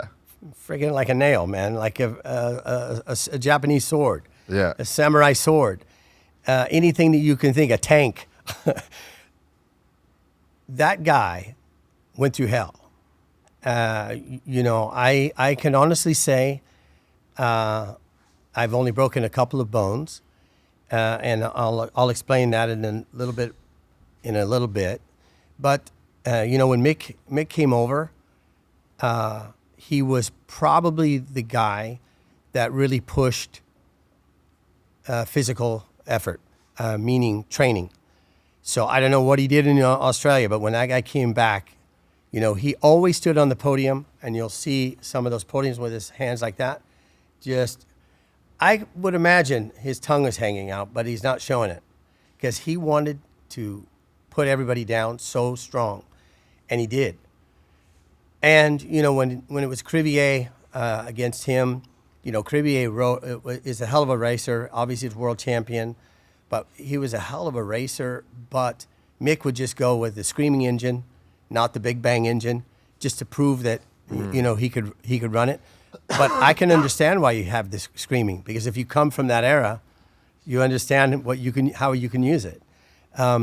But watching him go through everything. And so some of my closest friends, the guy that I rode my first ever bike, the Honda, Robert Fujioka, another photographer friend that made a lot of movies with me and stuff like that in the States, still a close friend. They took care of Mick, and when he was in the hotel, it was like he had his own finger in the hotel because he was in there for 3 months or however long, maybe even 6 months, when he had to go through all that therapy and stuff like that. So my friends always took him out to dinner, and this is how we even got, closer. But, at my time, when was Mick's first year? I think it was it 90 that he did the first? Or was that his first world championship? I can't remember the exact years. Rones will look it up. But he went on that run in the early 90s. Yeah, because I rode until 92, and with the Cagiva, I know that I finished either 4th or 5th, right behind him on the Honda, which was just, I had my tongue on the floor. We were down, I'll talk about Cagiva in a sec, but when we were racing Cagiva, we were down already 25 kilometers, top speed. And, to be this was this track, Yugoslavia, Rijeka, which I loved. Left-hand corners, kind of like Marc Marquez, loves the left-hand corners. Kenny, everybody dirt tracking. And I finished, behind him, and Cagiva was like over the moon. That is what it is. So let's kind of break. So what was could you figure out the years that Mick? 89 Okay. to 99. Yeah, so So yeah, so 89, yeah. 89 would have been when I was right behind him in the race. I mean, all those guys were like cheering me because they knew, what I was on. yeah. But Alex Barros and Haslam were my teammates. 88. Barros was this young and upcoming Brazilian kid that was super fast. I felt bad for him because I had already been through the history of all these other bikes from Suzuki to Honda to Yamaha. And on the podium, I have 57 podiums, 13 Grand Prix victories from different motorcycles. Most riders can't even ride one, let alone 4 different brands. So I've had all 4 brands on the podium. Racing with the Cagiva, it was like that. I think I finished 12th or something like that, maybe 14th in the championship against all these guys. But I gave them a podium. It was in part rain, and we had intermediates at Spa-Francorchamps, and I finished 3rd. So let me tell you, back up. I signed the contract with Cagiva, and they said, if you could win for a race for us, it was in the contract, we'll give you a Ferrari. And I said, okay, fair enough, but at the time I was into cars, and as I told you, racing cars and things like this on the streets and bikes and so on. It was, I come from the hot rod era, 70s, 80s. And when I get this 3rd place, you can imagine what Italy was like. And you can imagine that Pirelli had never been on a podium of 500cc. Even to me, I mean, it was one of the first times I think I threw my boots to the crowd and stuff, or at least, I know I did a lot of things for the fans and so on. But, they did this. So at that time, I don't know if you know about Two Wheels for Life and Riders for Health, the charity that I co-founded. No. Okay. So 85, I started doing something with charity. So it's 35 years in, and I will tell you in a second. So I'm doing things for this. I'm Princess Anne is our patron. This is 88. Yep. So she's 85, 86. I gave her some money that I from my own personal winnings, and then we started to do some auctions and doing some specific things, and so on. But this is another history. But I'll start with it in a minute. So I get this podium, and the Castiglione brothers, Claudio and Gianfranco, we want to give you a Ferrari. And I said, I don't want the Ferrari.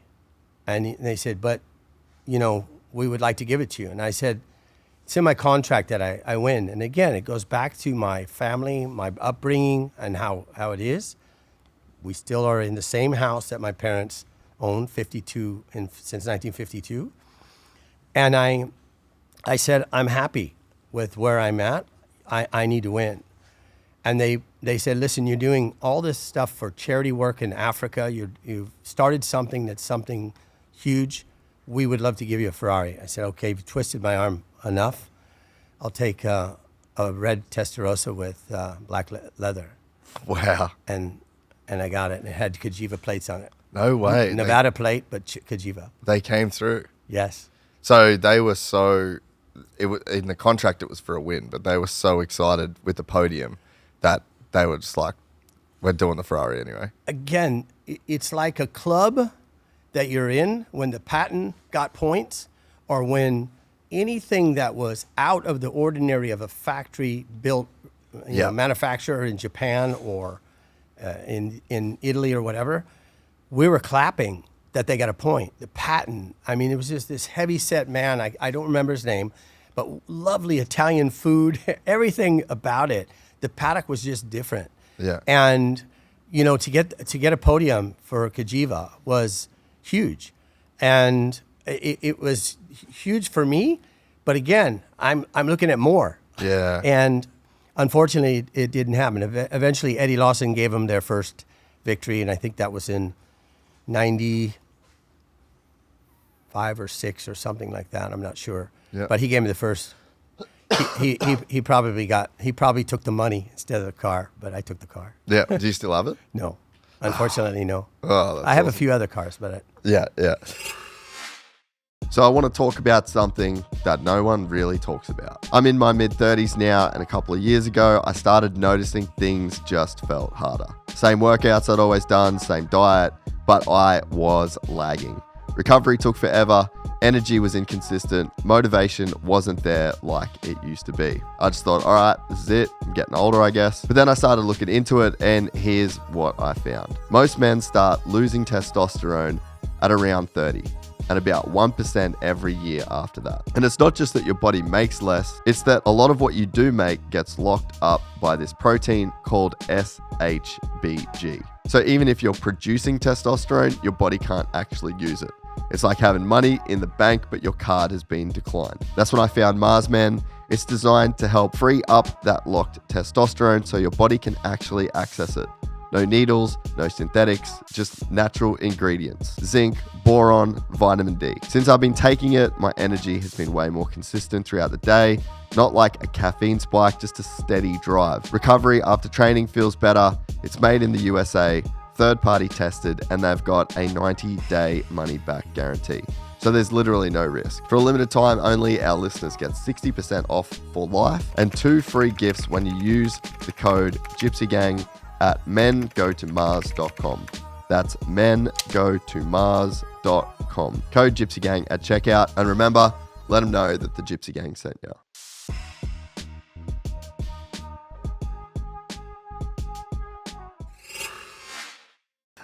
So what ended up becoming of Cagiva in the end? Did that eventually kind of lead into Ducati?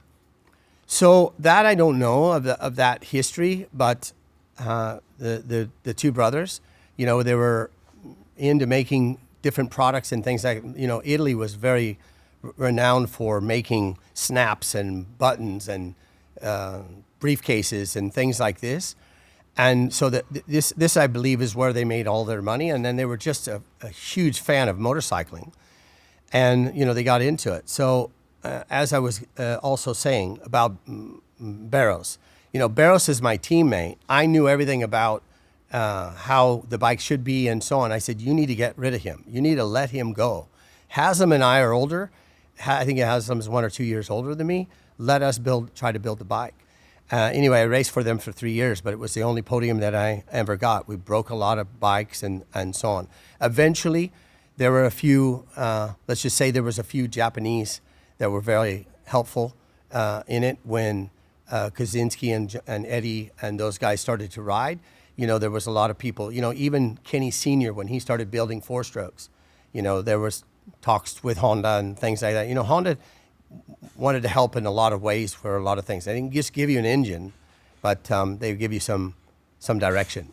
So then you raced with those guys for 3 years, and then where did your career go after that? So in 1990, I stopped. 91, I didn't have a ride, and we were trying. So one of the things that I think Kenny and I went through some hard times where, when we were racing for Lucky Strike, a lot of the sponsorship was coming from Asia. He wanted us to do some racing in in Malaysia at some of the old racetracks. And when we were down there, it was just me racing against superbikes and things like that, which was easy. And everybody else was going home and having time off. And I guess I was a bit childish on it, maybe, because I'm already established and so on. But I wasn't super negative on it. Anyway, they didn't take me when they signed Wayne and also Kevin McGee. And that was another proud thing. Nothing against you, Kevin, but, I felt that I should still been on the team. And I think Kenny felt that as well. Anyway, I went to Cagiva. I'm happy that I did what I did with them. Up to that, when they decided to take Eddie, which probably was 91, they had a good time with him, and I think his first victory might have been, well, I can tell you exactly, 92, because my last podium was 1992 in Budapest, Hungary. It was in the rain, And I'm on Budweiser Yamaha for Kenny. Kenny's running the Lucky Strike team. Maybe it was already Marlboro with Wayne. And, Wayne's, trying to win that world championship, which he does in 92. And Eddie puts slicks on in the rain, or intermediates, and we all had rain tires. So Doug Chandler leads as an American. I'm second. I pass Doug, and then my tires are soft. I'm going backwards. I end up third, and it was my very last podium on the Yamaha. So what happened was, when I didn't have a ride in 91, Kenny called me and said, listen, I'll give you a Yamaha 500. It won't be the exact one that Wayne has, but I want you to ride there so that we can test and so on. So it was with Budweiser. At the end of the day, the guys that were running Budweiser for the sponsorship, the marketing and so on, they wanted to do something in 93, but they didn't have the budgets that Kenny wanted them to have. So Kenny said, okay, listen, stop racing. I want you to stop racing. I want you to be the test rider for me. And this is how everything started here, me being around in Spain, because there was a lot of racetracks and so on. And Kenny Jr., Seti Gibernau, Jose Barresi from Venezuela, they all came at that time to race in the Open Ducados in the Spanish Championship. So that's how all that started. And, the rest is, when Wayne got injured and things like this. There's a lot to tell you about all that. I mean, why did Kenny have a house here? He had 3 houses here eventually. I was just renting an apartment. When they needed me, I would come in. I met my wife in 1990. We got married in 94, but back up. When this stuff happened, Kenny Sr.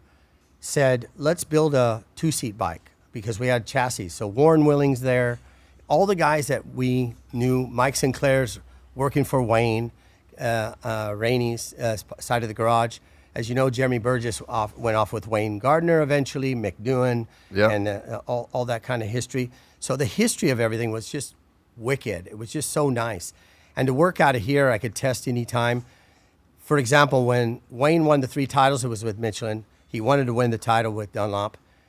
For example, I tested 50 front tires before I even gave him 2. And there were tires that I was testing, and when we were testing together, riding at Mamola out at the racetrack here in Barcelona, Wayne goes, what the hell are you running, man? The corner speed that you were carrying and so on. I said, it's in the process. It's just in working. We had to do it, and we had to build. So if you have to think about all the world titles that Michelin was winning, and Mitch Dunlop trying to, gain that, it was just me, doing a lot of this works. Unfortunately, we all know what happened to Wayne when Wayne broke his back, which was in Misano, while leading the World Championship. And, I continued to test and do things for Yamaha and for Dunlop, being based in Spain. But I was only here during the summer. Summers were awesome. Noric Abe lived there and so on. So let's go back. Carlos Cardús. Do you know who Carlos Cardús is? You know who John Kosinski is? Yeah. John Kosinski. We had John on the podcast, actually. John Kosinski won the 250 title. Yep. Carlos Cardús was second. Yep. And it went right down to the wire. Carlos Cardús had a house in Sitges. And he said, you have to come to Sitges. This is a great place. This is the late 80s, maybe 90 or stuff. And I think Schwantz came there in 1990, was the first American to actually go to where Carlos was. The Olympics were in 1992. Yep. And a lot of the athletes stayed in Sitges. It's a great little town. We're staying there tonight. Are you? It's cool. Beautiful. Good. I love that place. Yeah, good. I'll come out and see you. Yeah. And, maybe I have a dinner. I don't know. I have to see. Maybe I have a dinner with you. Anyway, we're there.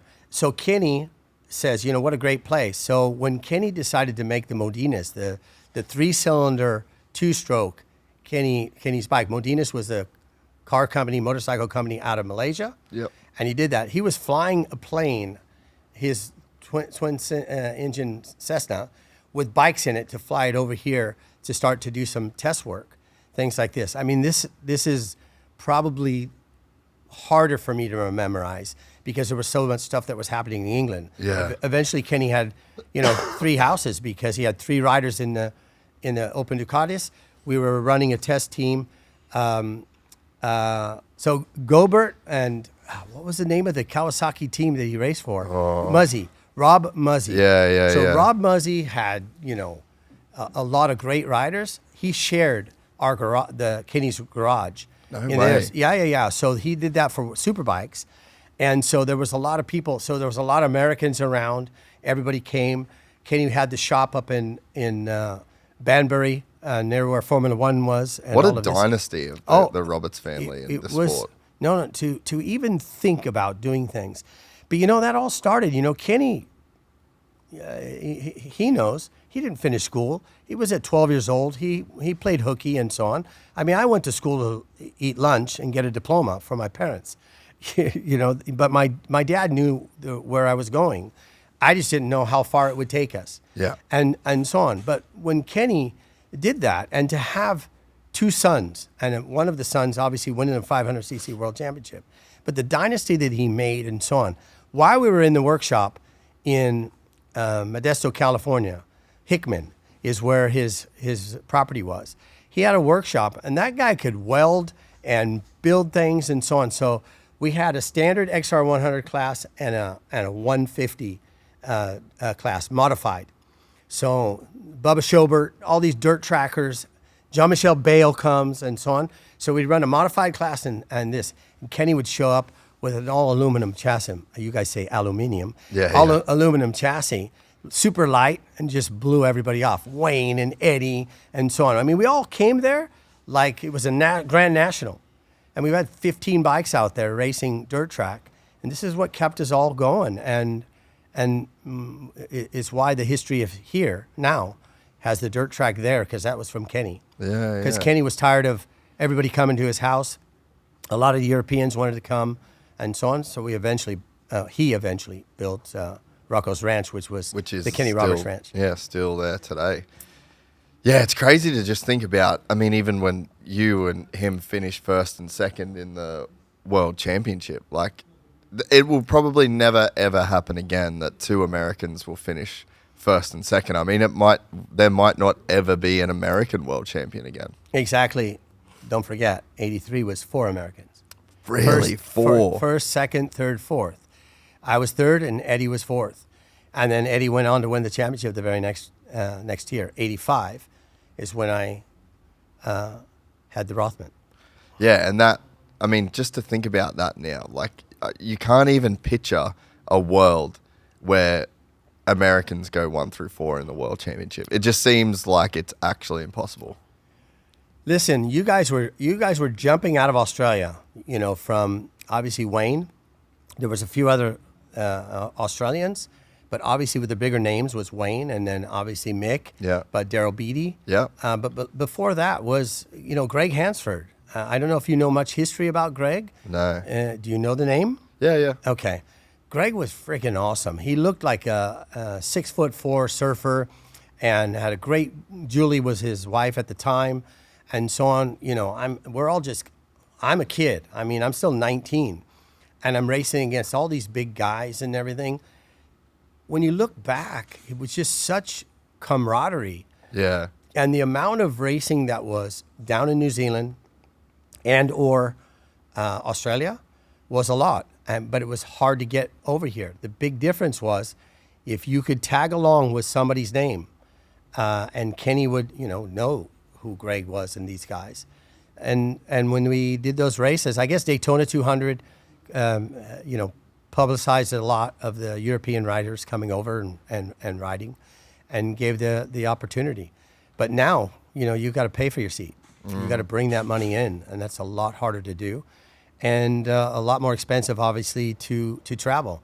One of the things that I'd love to say, and what most people don't really look at, what is a rookie to you? A rookie is somebody who's never been to a track or never rode a road race bike or something like that, or is there different levels of rookies?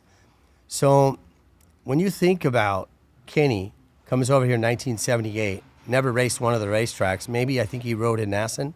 He won the world title without knowing a racetrack. Ben Spies, World Superbike, won the world title. None of us knew it. So the Marquezes, Pedrosa came from the movie star Telefonica 125 class and so on. So he's run a million laps and so on. So all those guys were always being prepped to get to the level where they're at, where they're multi world champions, which is awesome. But the cool thing about how we did it, we just came over here and just exploited it. I mean, we just rode really hard. I remember being scared to death at racing in the rain. I just didn't understand it enough. We didn't race in America with rain tires at that time. And then I come here and we have to do it, and I end up being one of the best riders ever in the rain on a 500.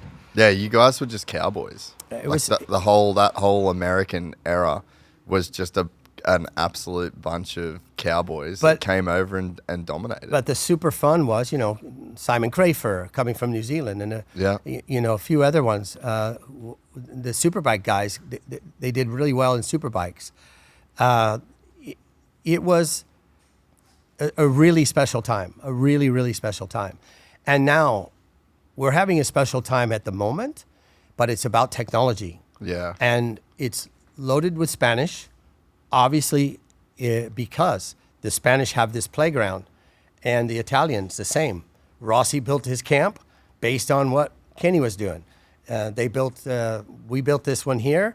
Then, I can't remember his name at the moment, but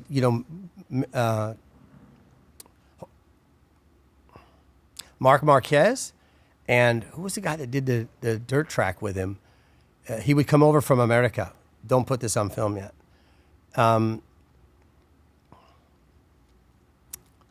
He was number one. Unfortunately, he broke his back as well. But the Super Prestigio, they used to do the dirt track, and people like Mark would come in and do this. Brad Baker. Brad Baker, unfortunately got injured just after one of the races that he had done over here. So dirt track became their philosophy, their life, and so on. And, this is what Kenny did. This all comes back from Kenny. Yeah. Where it was built. Yeah. So let's talk a little bit about MotoGP now.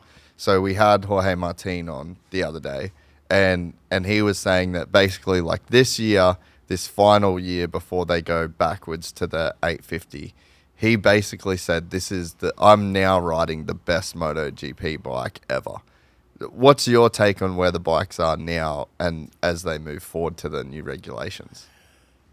Obviously, like you, trying to be an expert at what you see and what you learn. And me as a same philosophy, but I've raced before.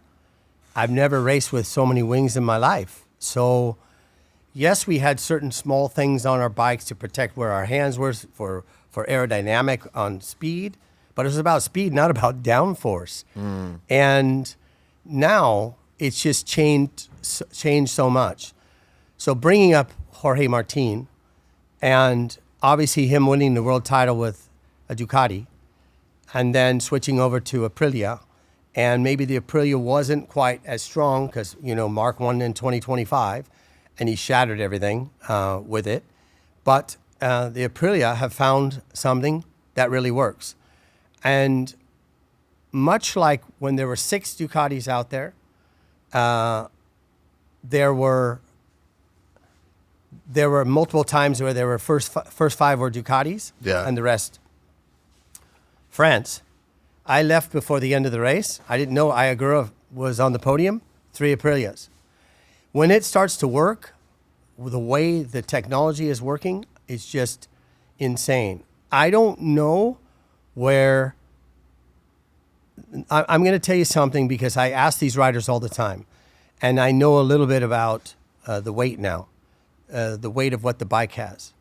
So I just want... We've all driven in cars, and I think I'm going to look at a camera, and you stick your hands out of the car, and you go like this, and so on. And you're driving 60 mile an hour, 100K, right?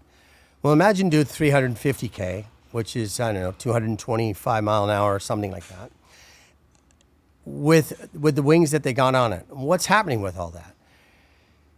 to go in a straight line at 350, minimum is 45 kilo.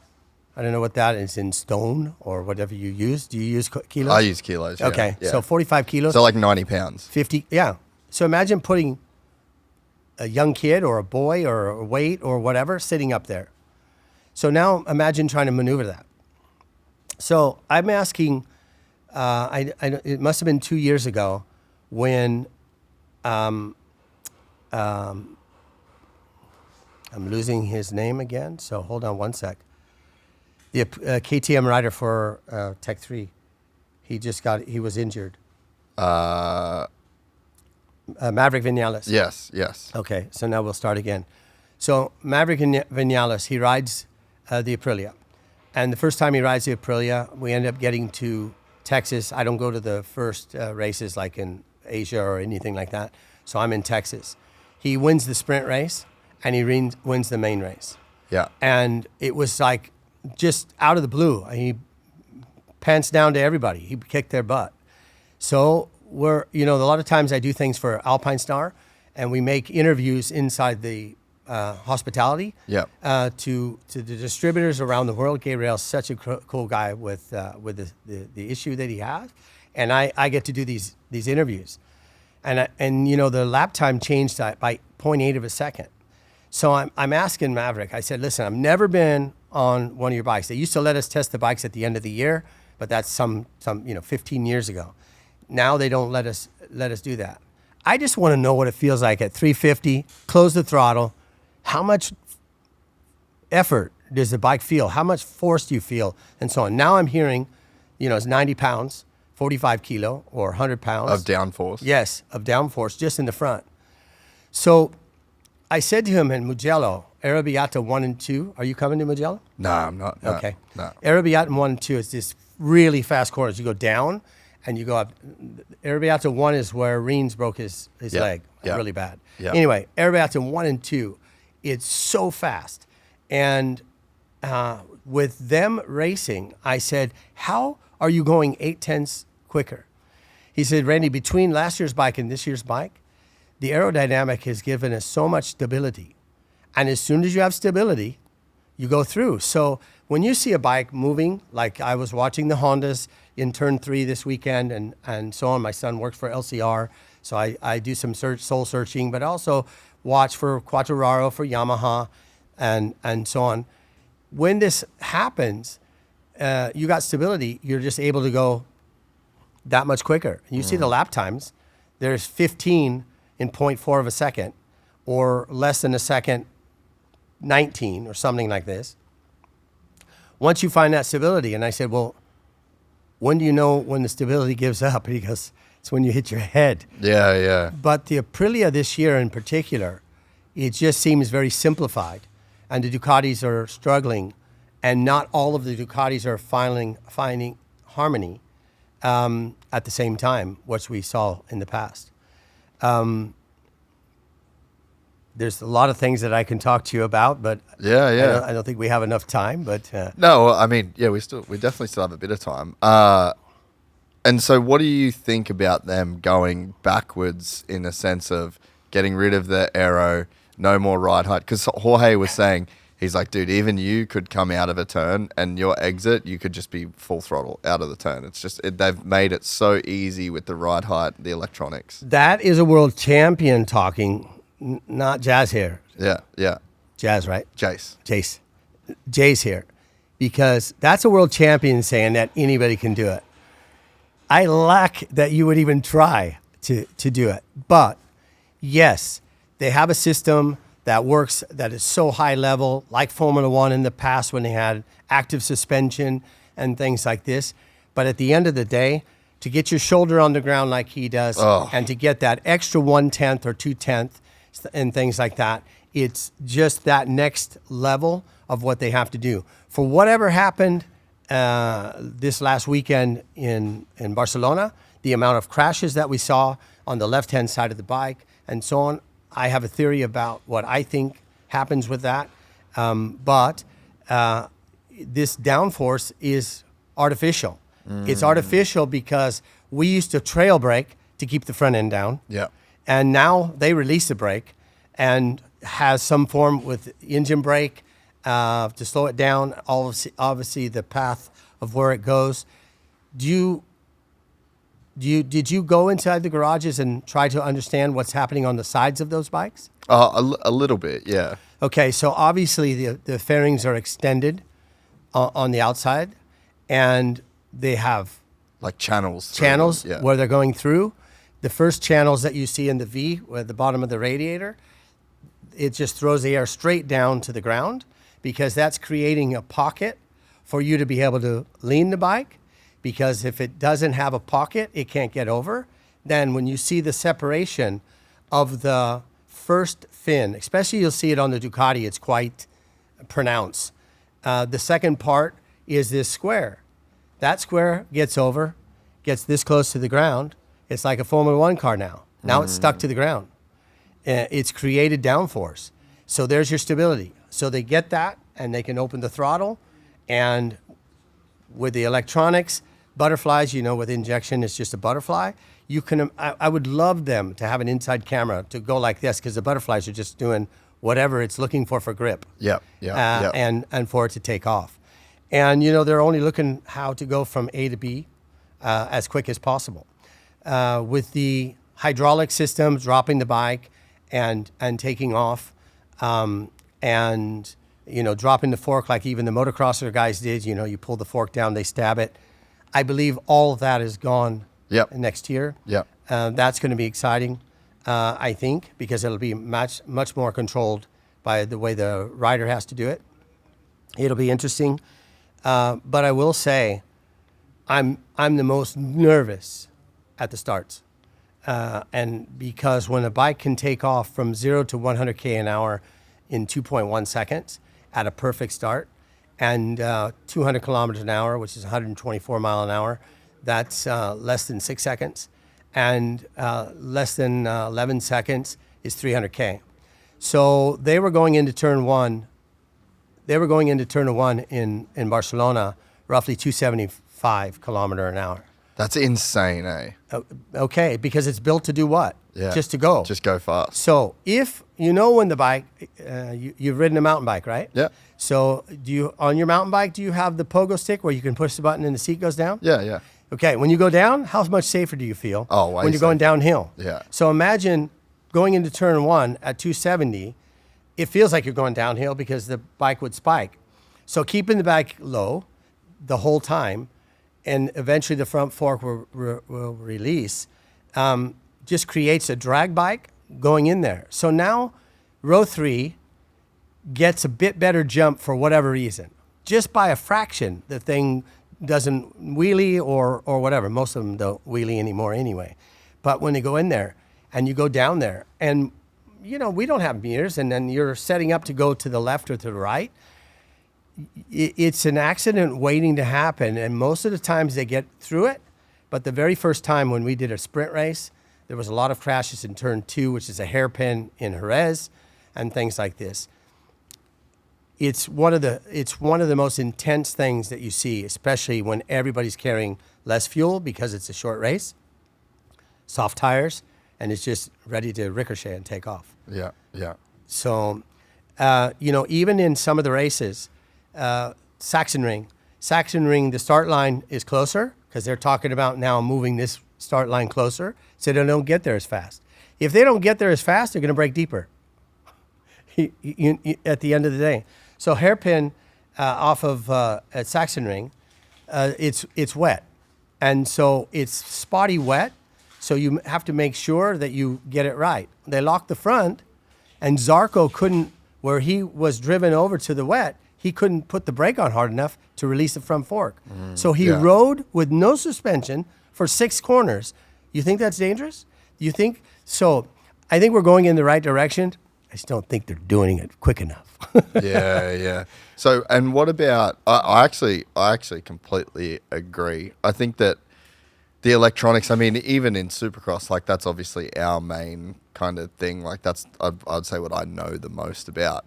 But even in Supercross, like they have these metal grates that they're doing. They have the whole shot devices that are just so ridiculously low. Like they're having to physically lever these bikes down. And you're seeing sometimes, and this is like, it's very hard supercross suspension, especially at the end of travel. And there's been some times where guys' whole shot devices haven't come undone for multiple rhythm sections, and it just causes these massive issues. So, I mean, I think that the start devices definitely do help, and I think that there's like an argument for them, but I think that there needs to be just like a regulated height to keep them in the kind of part of the suspension travel that is actually able to release. Same as like they have these metal grates, which is just giving so much grip to where now it doesn't, before you would want to qualify to make sure you could pick the exact right gate because you wanted to have a the right rut that wasn't too deep, that was straight. So they've kind of just like neutered all of the variables and just let everyone get these insane starts. And it's even more pronounced in MotoGP. I mean, I can't even fathom on a motocross bike, 450, when they come out of there, that freaking barrel roll of thunder. Yeah. And it's just a straight line of how many bikes? 25? Yeah, 22. 22. But and for that front suspension, if there's any puddle or was dirt or whatever, not to be able to do that and or lock that up. With us, the same thing. But you remember two-stroke motocross? They used to use a clutch. Yeah. They used to be able to take off. Yeah. And so on. We used to use a clutch to take off. And you kept the front end down and slipped the hell out of it. And this is why we brought in carbon fiber clutch, when we first started. It was a dry clutch on all of our two-strokes and things like that. So it can be done, and it's human. It goes back to the rider. It goes back to, yeah. I mean, but this whole shot thing, when they're going, I mean, it's one of the greatest things. Did you have a chance to go out and see? Yeah, we stayed at Austin. We kind of hung out on the back turn, and all the boys like Millsy. Where they stop? Yeah, Millsy and Fabio pulled up right next to us. Cool. And we watched the whole grid take off. Yeah, so you just have to imagine. Oh, it's crazy. It's nearly 300 horsepower. Obviously, they're not going to put all that horsepower to make it spin or anything because it's trying to no matter what. But it's a drag bike. It's literally a drag bike, and it is what it is. An engineer only wants to go from A to B as fast as it can. If we can get it to go around the corner, that'll be good too. So what do you make of the bikes going to 850 cc's? Do you think that they should have kept them at 1,000? No. I mean, all of us think about it, what it's going to be like. We know that Moto3 125, 250 could go through a corner faster than us in a 500. But we get there faster and go through the corner and accelerate. This is why our lap time's so much quicker. When you're looking at the 850s, they should be. And I'm sure they have some data now, but it looks like we're 2 seconds off at Mugello, something like that, maybe just a little bit more than 2 seconds off. Bulaga was testing the Ducati. Danny Pedrosa was there. I think there was one or two other riders, but I'm not sure. I don't think Aprilia had their bike there, but the KTM was there, the Ducati were there. Danny, I think, was 1 second slower, but don't forget Bulaga rides on Pirellis, and that's what they have to test with. I know that there's another test coming up, I think, at Misano, and it'll be a Pirelli test for them. It's going to be interesting, and it's going to change the outcome of races, but the outcome's just going to be a swap of the guys that are already the fastest. Even people like Jack Miller, who's ridden everything under the sun, if he has a contract, has a good possibility because he's good at what he has done in the past of all the array of bikes. Whereas, some of the young guys, maybe the Moto2 guys come in, it's going to be a fair shot. But how everything works, hopefully these guys don't forget how to ride without wings when it's going to be 50%. 50%, the only person you need to try to figure out is the engineers from Aprilia and what they're doing to try to make that happen still. Yeah. So who do you think is going to be, which manufacturer do you think has the best chance of producing the best bike? Do you think, because right now it was Ducati, now it's Aprilia, there always does seem to be, in at least this modern era of MotoGP, that one manufacturer and one team figures out a way to just be completely dominant, right? So is that going to carry over into this new era, or do you think that there will be more parity? Like, is one manufacturer positioned better to be dominant in this new era? As you know, we're able to, underneath regulations, the sport is able to create an engine underneath a certain category, but it doesn't have to be the same. It could be 3-cylinder, or it can be whatever it must be. Where Formula One, the engine block, same. You know, they have so many things that are the same. Talking to Irv Kanemoto in the past, you know, when they did a 5-cylinder and everybody's going, 5-cylinder, 3 in the front, 2 in the back? Why? Why that? I mean, it was the most insane, easy bike to understand and ride.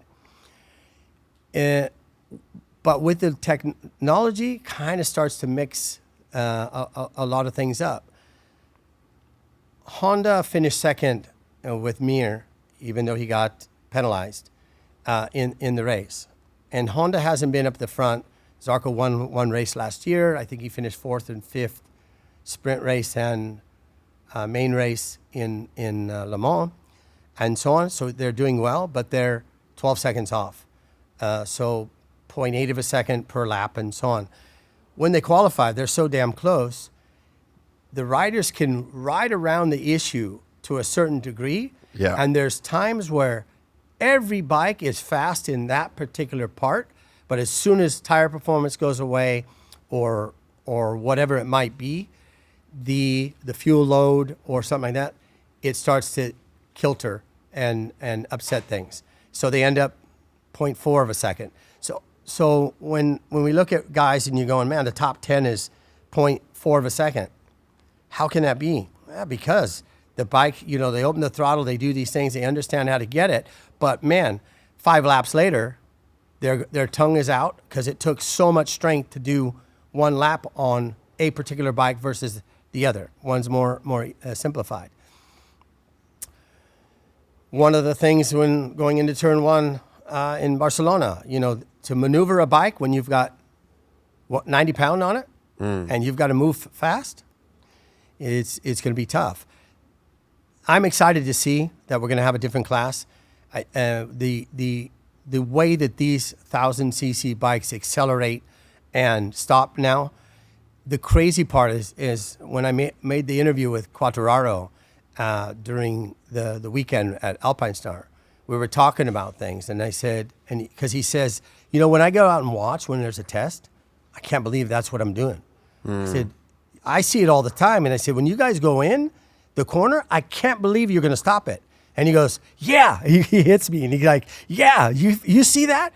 We're not going to stop. You know, they put their foot out and all this stuff, but right at the end, that thing goes, whoa, because they're hydraulically in the back, engine brake, mapping, wings, and as soon as they get it to the side, it turns. So it's going to be interesting to see who gets the best out of the best. I hope the Japanese can get what is needed for the riders that are really good riders in our championship that just don't have the same equipment at the same time. That's not to say that Honda can't win a race again, or Yamaha. Yamaha seems to be struggling mainly in top speed, horsepower, like 10 horsepower. But this is why Fabio was able to do quite well in Le Mans, because it doesn't have that long straight. Mugello is going to be murder for them. You know, everything he does on work going down the straight is like me on a Cagiva. Everything you do, going to be gone. You lose 10 or 15 kilometers an hour, and they just move around and they go. I'll talk a lot to Irv. He's always in contact with Honda because he's building some things in his garage and so on. So he talks to Honda a lot. But everybody keeps everything quite on the hush. When I asked Irv for the 5 cylinders and so on, he said when they're building different engines, they'll have 5 or 6 dynos going with 5 or 6 different variations of how the engine should run. And they run it through the dyno, and they'll run it through a racetrack program, this race, downshift, upshift, and so on. The hardest thing is when you get on a standard 250 motocross bike, and then you get on, and the reason why I'm saying that is because you'll ride that. You get on a standard bike. None of our bikes are standard. So who are they going to get to replace Zarco, for example, for the next part of the year? I don't know how long he's out, but we know that he's badly injured. To find a rider to get on it, you can go from our bikes to Superbike, because that's a street bike version. But our bikes, there's so many things to try to learn and feel and to try to understand Michelin tire. There's just too many variables. Where we were given a bike that didn't have dipping suspension or hydraulic and things like this. We had a couple maps, maybe for the rain or something like that, but that was it. And it needs to go back to that way. In saying that, when I was a kid, hit the gas on my car, spin the wheels, burn out, all this kind of stuff. Today's car, the brakes, the Traction control, everything is fantastic for the family. You give it to your son or daughter in the snow, so on. When you ride your own bike and it starts raining, you have all these systems. Those systems are good for that. But if you want to really, really show action, it will be with that. But they'll find a way. These guys will find a way. And as I said, when in our day, when the 3-cylinder came out, it was the most insane little bike. It was fast, it was quick, it was agile. One of the things that I didn't mention to you about it compared to the 4-cylinder, the 3-cylinder was Freddie's bike. It felt like it had this finger width of a front wheel and this back. And to me, this is why my leg was off the bike. When I was trying to get off the inside of the bike, I think that I always had to try to get the bike up higher and so on. I made it work for me, but this is what I used to do to have to ride it. On the 4-cylinder that was upside down, it steered better for me. Maybe it was going to be too heavy in another racetrack, but for Silverstone, it was perfect. There's so many things, variables, and that's the cool thing that I went through, Kenny went through, Eddie went through, Wayne Gardner went through, Mick, all of us, was variations of what the tire was and how big they were and what you could do and really stick it that you were doing it, not the actual bike. Yeah. So let's say you put every current, well, actually, before we get to that, what you said about, how are they going to find somebody to replace Zarco? So when I'm listening to Martin talk or when I'm listening to Jack talk and they're just describing the process that they have to go through with their electronic engineers, I mean, it's those two guys just have to work so well together just to make the bike do a lap, right? And it's like, man, you look at Toprak coming into the series this year. It's like, dude, what a massive task that guy has just to get his head around what a MotoGP bike actually is. He's come from Pirelli to the Michelin tires. But it's like, man, that learning curve with not being able to test basically unless you're at a race and you get such limited time on the motorcycle, it's almost impossible to expect these guys, to expect anyone new to come into the class because there's just so many variables, and that's maybe why we see guys stick around in the class for so long, because it's like it's almost as though you're trying to replace an engineer at a company as opposed to a rider. Aldegar, rookie, wins the race, sprint. Why? He was on a bike that was the top 5 or Ducatis. Yeah. It was so good, and the competition was so far behind in the overall race that if you're talented, you'll be able to do it. But he didn't have to change anything about that bike. He got to basically just go and ride what they gave him because it worked. Exactly. But, he's coming from Moto 2. He knows the racetracks. Even though all the Superbike guys do as well, man, a lot of times when these guys like Zarco and them, they go and ride the 8-hour. They come back here and they're friggin' left foot doesn't even want to work. It's like, how am I going to ride this thing? Because it's just so different riding style. And again, they're just so adapt to what this bike feels. And again, because I have to say this in my own words, because it's so artificial, the way that the bike works, because it's the system that makes it work. I mean, obviously, softer spring used to make my bike go lower. Yeah. You know, or push the fork through the thing. Yeah. Now they hit a hydraulic button, the thing collapses, eats up the energy, so it doesn't wheelie, and do all that. So, you know, Honda's still trying to figure things out to get it closer. They are getting closer. When you look at Yamaha and Honda and the rest of them, I mean, there is a world championship to be had, but that's between two manufacturers at the moment, I believe, Ducati and Aprilia. And Aprilia is looking pretty set on it. But Jorge Martin said, you know, you can get on, you just come out of the other corner. 6 crashes in a weekend. Is that tension? Is that tough? Is that bike easy? Nothing's no. Nothing's easy. My personal belief is, you know what, phone memory. You know, you put your thumb there and put it out. You understand what that kind of memory is. You put that in. When you race, it's the same thing. Supercross knows how far the jumps are. They know where the whoops are. This is why they walk the trap. They know that one guy's going to hit a quad, and when it happens, they're going, yeah, Joey just did it. Okay, now everybody's got to try to do it. They know how to do it because how they test. Yeah. And with Jerez, were you at Jerez? No. Okay. Lots of right-hand corners, lots of fast corners. There's 2 left fast ones, but it's all really these right-hand corners. We go to Le Mans. Lots of right-hand corners, short chicane. I mean, I've won there a couple of times. I know the track, even though it was a bit different when I raced on it, and the bikes were too. But you get a memory feeling of what's on your hands and so on how the bike's going. Yes, it's getting better, it's getting better. So they feel that stability. And then they come to Barcelona. Barcelona is a track that's just up and down when temperatures come and so on. It's not super negative, but there are issues in some areas. And so my feeling to some of the riders, you know, they go out and turn 5 is the first real left-hand corner where they're braking hard, except you saw 3 crashes happening with KTMs in turn 2, a left-hander. So, excuse me.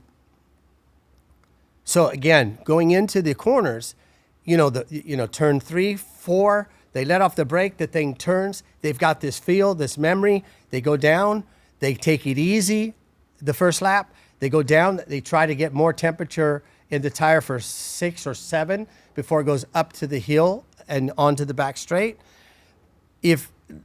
Again, this is when I talked to Quattararo, he goes, Randy, we have to freaking try to heat the tire up with our brakes. We have to drag our brake, knowing that the rim will try to carry some temperature, because on the right-hand corners, it's easy for us to do that.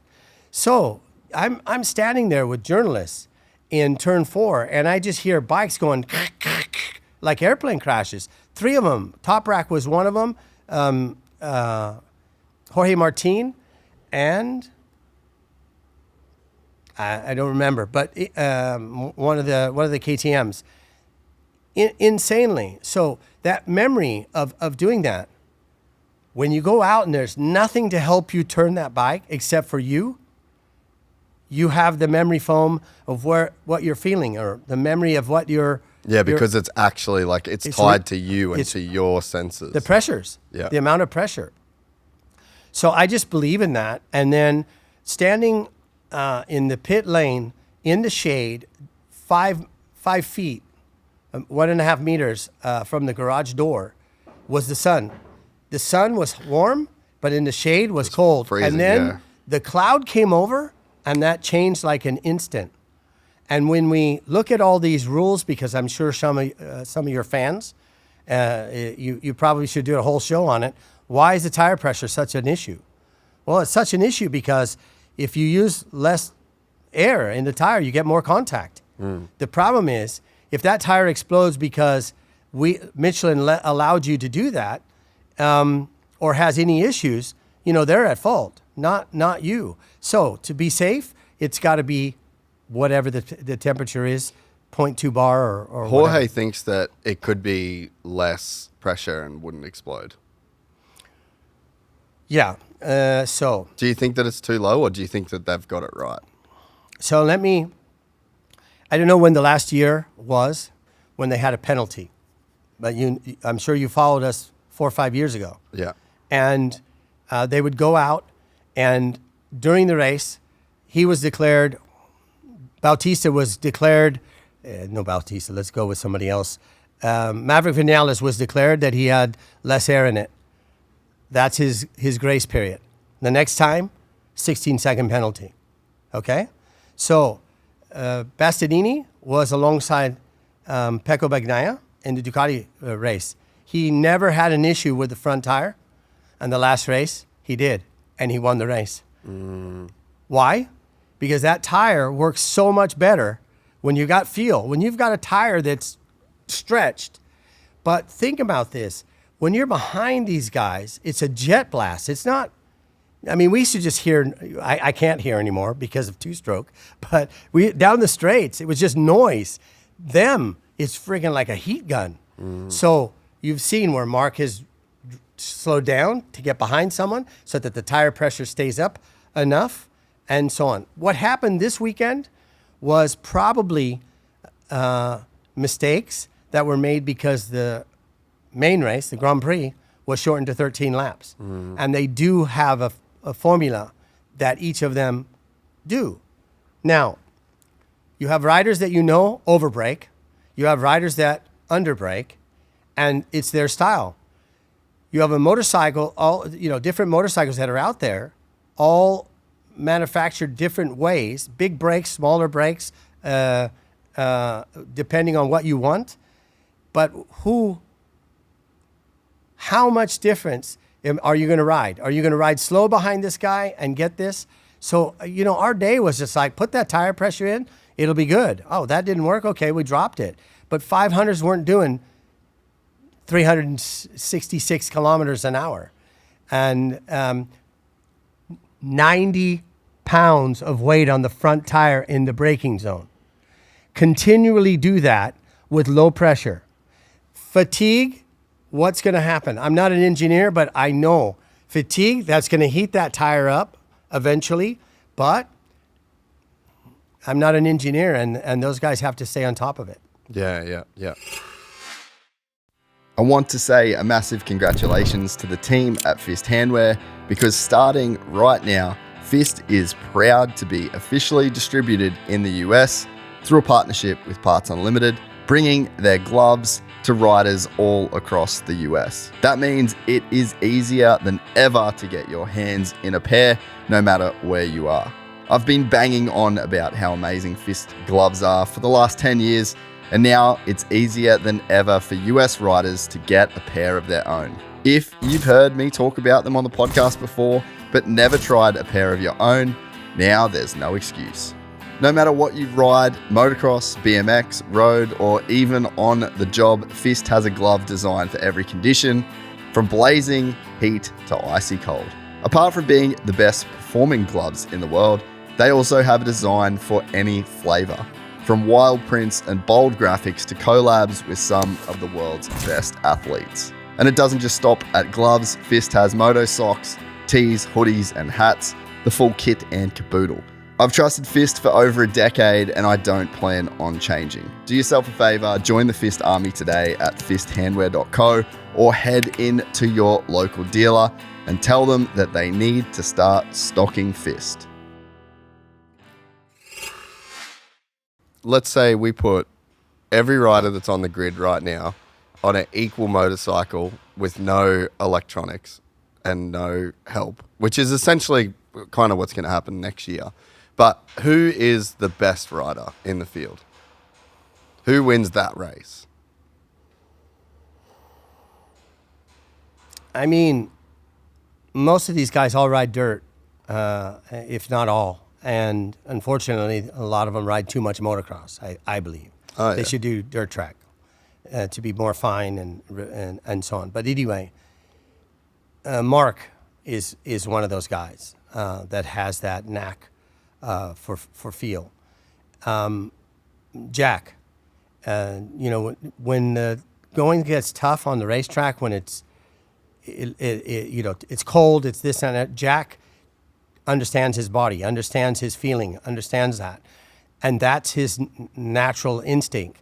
Unfortunately, he's on a motorcycle that doesn't give that back to him, and that when someone like Top Rack sees even he can't do what he's normally able to do on a motorcycle, that we know. But I think Rossi's riders, Pecco, they're great Besecchi, super dirt trackers, and so on. When I go to dirt track, it's because you have to control the bike.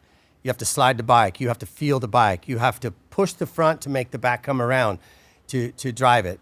When we have these, most people don't realize, ride your mountain bike with a 2 small tires from road bike, and then take the front one off and put a mountain bike tire on it, and then ride down a hill. And that little tire in the back, you're going, whoa, I can't feel nothing. Now put it opposite. This is what we've got. We got 9 inches of rubber, 9.5 inches of rubber going across the back with a 4-inch that's in it. When it leans over, there's something about what happens, and you've got to make the bike rotate somehow around the engine. So 2% spin, that's all I need is 2% spin. But where's that going to be? And this is why they have gauges on the handlebar switches to change those feelings, those sensations. But yeah, Mark, Zarco's really good at doing things. Zarco, though, I've seen him even at the beginning of this year on his 1000, just do an hour's worth of riding on old tire. And, I mean, just never stop, just lap time after lap time. And you know what he does? He actually rents a track, and he brings all the French kids for free. He rents it, costs them $5,000 or $8,000 or whatever, and he lets them go riding.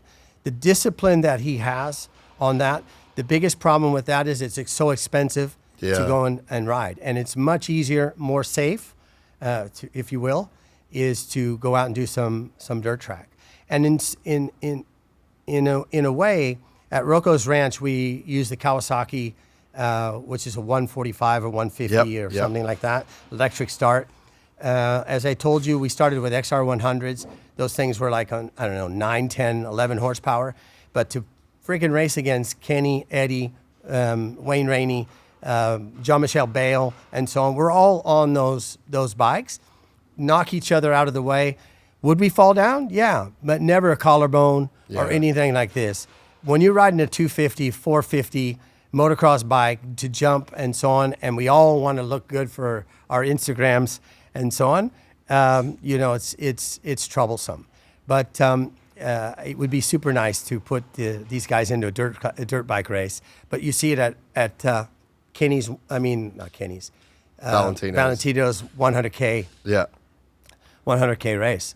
So you think Mark's not really invited to go back to that. Oh, really? Has he done it before? Yeah, because he broke the lap record. This is, these are stories that happen. He went there and brought something that was really trick and, his bike and so on. Don't forget, Mark's a racer. And, And he's had his own rivalry with Valley. nonstop. Still none. Fuck, that's cool. I actually didn't know that. So Mark, goes And to the ranch? look at how many times did Casey and Valentino get into it? How many times? And the Casey's 5 words that he said, about the turn 1 incident in Jerez. Yeah. Your talent and outweighs Ambition outweighs your talent. Yeah, and those things. It seems like Valentino's just forgotten that, and which is okay. I mean, he should. It was an accident. He lost the front. He wanted to go in there. He was on a Ducati that wasn't suiting him, and so on. He took Casey out. But now all of a sudden they're just like, Casey's testing. What was the name of the dirt bike he's been running? He's been running the Beta, hasn't he? Yeah, Beta. 300. Yeah, I call it Beta. You call it Beta. Yeah. So, so he goes there and he does the dirt track, But one of the things that Casey's stuck with is arm pump. Yeah. And we all get it, and we all get it from time to time, or every time. Later time. No, I had surgery when I was 28, and I started racing when I was 12.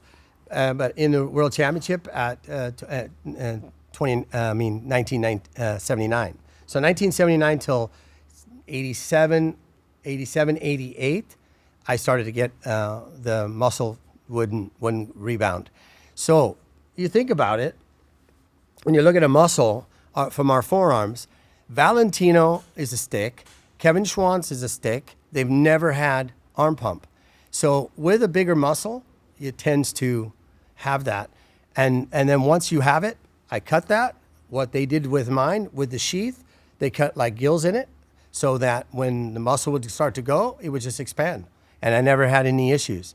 But Danny Pedrosa, little guy, and a lot of riders have had to have it.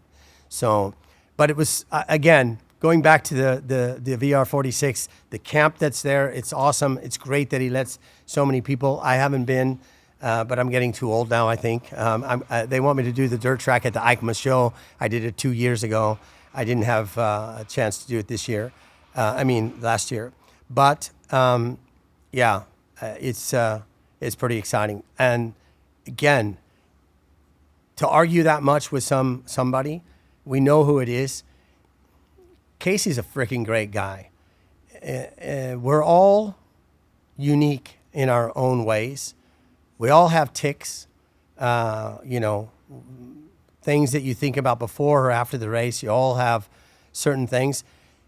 But for me, you have to have respect, just 1,000,000% of respect. You might not like the person or have to ride with them or whatever.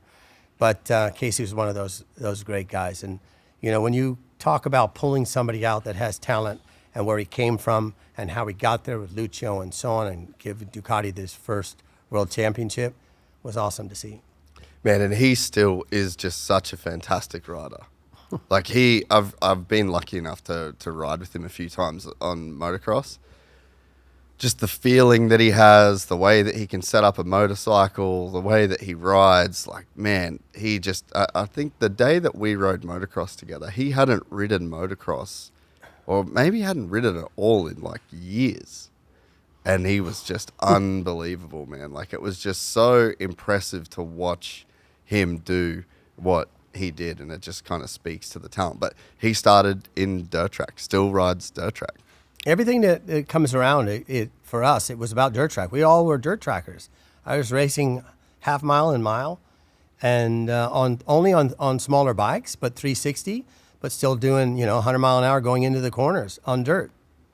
This was the best time. Again, when you watch the Mert Lawwell story on any Sunday, that bit when they're tucked in and so on, and then obviously the other movies that were made afterwards. It's just awesome to see. And, they're trying to do traction control on them things and so on, but it is what it is. The cool thing is 2 strokes were so much fun. 4 strokes were awesome. The other thing that we haven't really touched on is the 2-seat bike. Yeah, and, how all that happened, and how I made a good living by doing it for 20 years. Believe it or not, 20 years. It just feels like it goes like that. Yeah, so let's just touch on that real quick. I did the 2-seat bike with Jack. He took me on that at the Bend, and it was one of the gnarliest. Well, it was the gnarliest experience. What bike? It was a Ducati V4R. Street bike. Yeah. Okay. Yeah. Ours was a Grand Prix bike. Oh, really? Yeah. No way. Yeah. What bike was it? So the engines were the 2012 style motor. Yeah. But we had 260 horsepower, because we just turned it down at 18,000 RPM. So what we did was let's back up. Villanova down by Sitges. Kenny Roberts, Warren Willing, we're all building stuff and we're trying to test. And and so on. And we have an extra chassis sitting there. This is 1996, either 94 or 96. I know that I wrote it in 96. But Kenny says, let's get one of those chassis. Let's build a 2-seater 500. So I wrote a 2-seater 500. Bernie Ecclestone came on it with me. No way. Yeah. Bernie Ecclestone was 73, the same age as my father. Okay, so back up. So Kenny, we bring this bike, and we're out. I'm the test rider, and I get this bike, and we put somebody on the back, and then he talks to Carmelo and says, I think that this would be something really worthwhile. And he says, we don't want to put any money in that, and they didn't agree on that. But I wrote it one time in '96 at Barcelona, and it kind of went away. Because Kenny goes, I'm not going to spend my money to bring the bike and do the whole project and so on. But it was PMI, Philip Morris International, that was sponsoring Yamaha when Kenny went to Modinas. And it was right at the end of 99, 2000. So Yamaha says, we're going to build a bike. We want you to ride it. So I went, wicked. So, I'll show you pictures of the bike when we're done here. And it's in the museum. So it was a 500 with a rider from Germany that was in the German championship, Road 250s. We were 8 seconds off of the grid of a 250 race, and by doing it. I rode Luca Catalora once on the 500 and then on the Ducati. So obviously the 500 was insane because you can't imagine it's only 500 cc. And obviously this was a much newer bike, 99. And Arrabbiata 1, these two corners. You go down Casanova, left, and these two rights. The second lap that I did it with Luca, because Luca's a world champion, he's with me. And the second lap I go through, the thing was like this. And then the second part of it, I freaking opened it up and I went, shit, I could have gone faster. So after we talked, he was going, I didn't think we were going to make it. So it was, and the only reason why I rode like that with him is because I could trust him and so on. But I also took Michael Schumacher, 2006, while he and Fernando Alonso were battling for the world championship. And Stefano Domenicali was the boss of Ferrari at the time. He says, listen, if you drop him, I'll kill you. So obviously we did 2 laps, and Michael, it was great. If you look at it, I do a wheelie with him for probably 300 or 400 meters just on the takeoff. And we had Michael Jordan ride it. Michael Jordan wouldn't get on the back. Keith Flint from Prodigy. If you want to talk about famous people, obviously I did it in Australia, did it around the world, but it was never meant to scare anybody. And Alpine Star was a sponsor and built all the set of leathers and things like this. But the 500 was something very, very special. So when we did it with Ducati, they wanted to do it with a superbike. The first time we rode it was in Jerez, and it just sounded like a superbike. So we just went, you can't do that. So literally, they just built a structure of the seat, carbon fiber. We built, there was a handle on top that was laminated on the top, carbon fiber. And I never tried to scare anybody. Because first of all, how do you feel? How do you feel about getting on the back with me? Not me as somebody who races, but me as someone who rides a motorcycle and is going to take care of you. Have you ever ridden a street bike? Yeah. And do you ride passengers? I have before, yeah. Okay. Yeah. Have you ever had a passenger that's like, you're going to the right and they're going like... Well, not really. I've been pretty lucky with the people that I've been on. But I could imagine. You know what I'm talking about. Yeah. There's people that have gone on the bike with me that have never been on a bike. They're usually the best because I tell them what to do and they do it. Yeah. But the ones that, there was some guy in Australia. This guy was like a typical Oz, like, dude, I ride this track. I do the track days and so on, so you can really push it. He came off shaking because, I pushed it in a lot of areas where it was hard, but he could not believe how hard I brake and how the thing works when there's 2 people on it and full set Grand Prix. So 301 kilometer an hour at Silverstone with 2 up. Yeah. Would do it. We started to put wings on it already at 2015, but it was just these 2 wings. I hated them because I couldn't do wheelies. Yeah. I wanted a wheelie and so on. So, you know who Greg Menard is? Yeah. Do you know who Mike Bell is? Yeah. Okay. One of my best friends is Mike Bell. Yeah. Obviously, he's gone now, but Yeah. one of my best friends. And racing for Yamaha so much in that era. And he won the Supercross Championship in 1980, Yeah. which is my era, and so on. Yamaha Days or something like that. We did it at Daytona. We did it at Laguna during the Grand Prix Yep. at Daytona. We would sign autographs. Agostini, everybody's on the same poster, all of us Yamaha guys. And it was just, wicked, right? So I meet Mike, fall in love with the guy. He was just awesome. He was like Mr. Oakley and all of that. So he shows me around. He does things. So we've been friends for years. We're at Laguna Seca. One of my best friends has a house in Aptos. Aptos is near Santa Cruz where the bicycles are made. So Mike's there, and he says, I got to go to Santa Cruz.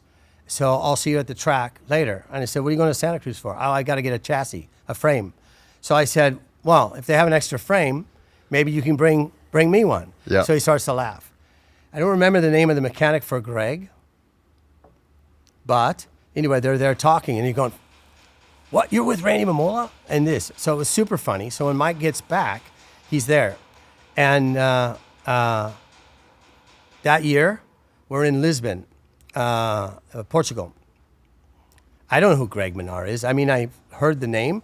But, when I got these people, Alpine Star and different sponsors would show up.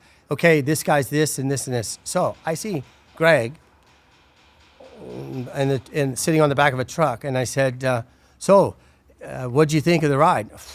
Dude, it was awesome. The best thing I've ever done and so on. So then I look at him and I said, what do you do? And he goes, I'm a downhill specialist. I'm a world champion and stuff like that. And I go, oh, really? What bike do you use? Santa Cruz. Oh, really? I have a really close friend. We were together at Laguna Seca, Mike Bell. He looks at me and goes, what? And then there's a gal called Kathy that managed the team. Yeah. That was Mike Bell's, maybe we shouldn't put this, but that was Mike Bell's prom dance when he was in school. No way. That was the person that took care of the whole team. Yeah. So Greg and I, he came this week, this past he was there on the weekend. Dude, yeah. he's the biggest hug and everything was awesome. So then I go to, Greg goes, listen, if you need a bicycle or anything from Santa Cruz, so Rob Roskop Yep. lives 15 minutes from my house. He was in Cupertino. I'm in Santa Clara. Yeah. So eventually, Greg goes, if you need anything and so on. So I brought a helmet, signed a helmet to Santa Cruz and so on. I've got a house full of some bikes from them and able to do it. As you know now, they sold the company to somebody else. But it was such a small world to see the skateboard guy come to Santa Cruz and all came to races and did things with us. And it's just that small of a world. Yeah. And I think the very special thing about Supercross, you could never give somebody a lap. It's not possible to go 2 up and give people the same experience. And obviously there's a whole nother level again to what I was on the back with Jack. But I mean, we're doing 300 down the straight and we got to do 5 laps and 240 through one of the turns. You actually can get, because I've done track days, Phillip Island, I've ridden different tracks around Australia, and it's there's a level that there's a whole nother step again to get to what that 2 up level is with a rider like yourself or with Jack. And it does give you a really brilliant insight into the sport that I'm not going to get by doing my own lap around Phillip Island. What you guys can do is give people a window into the realities of the sport.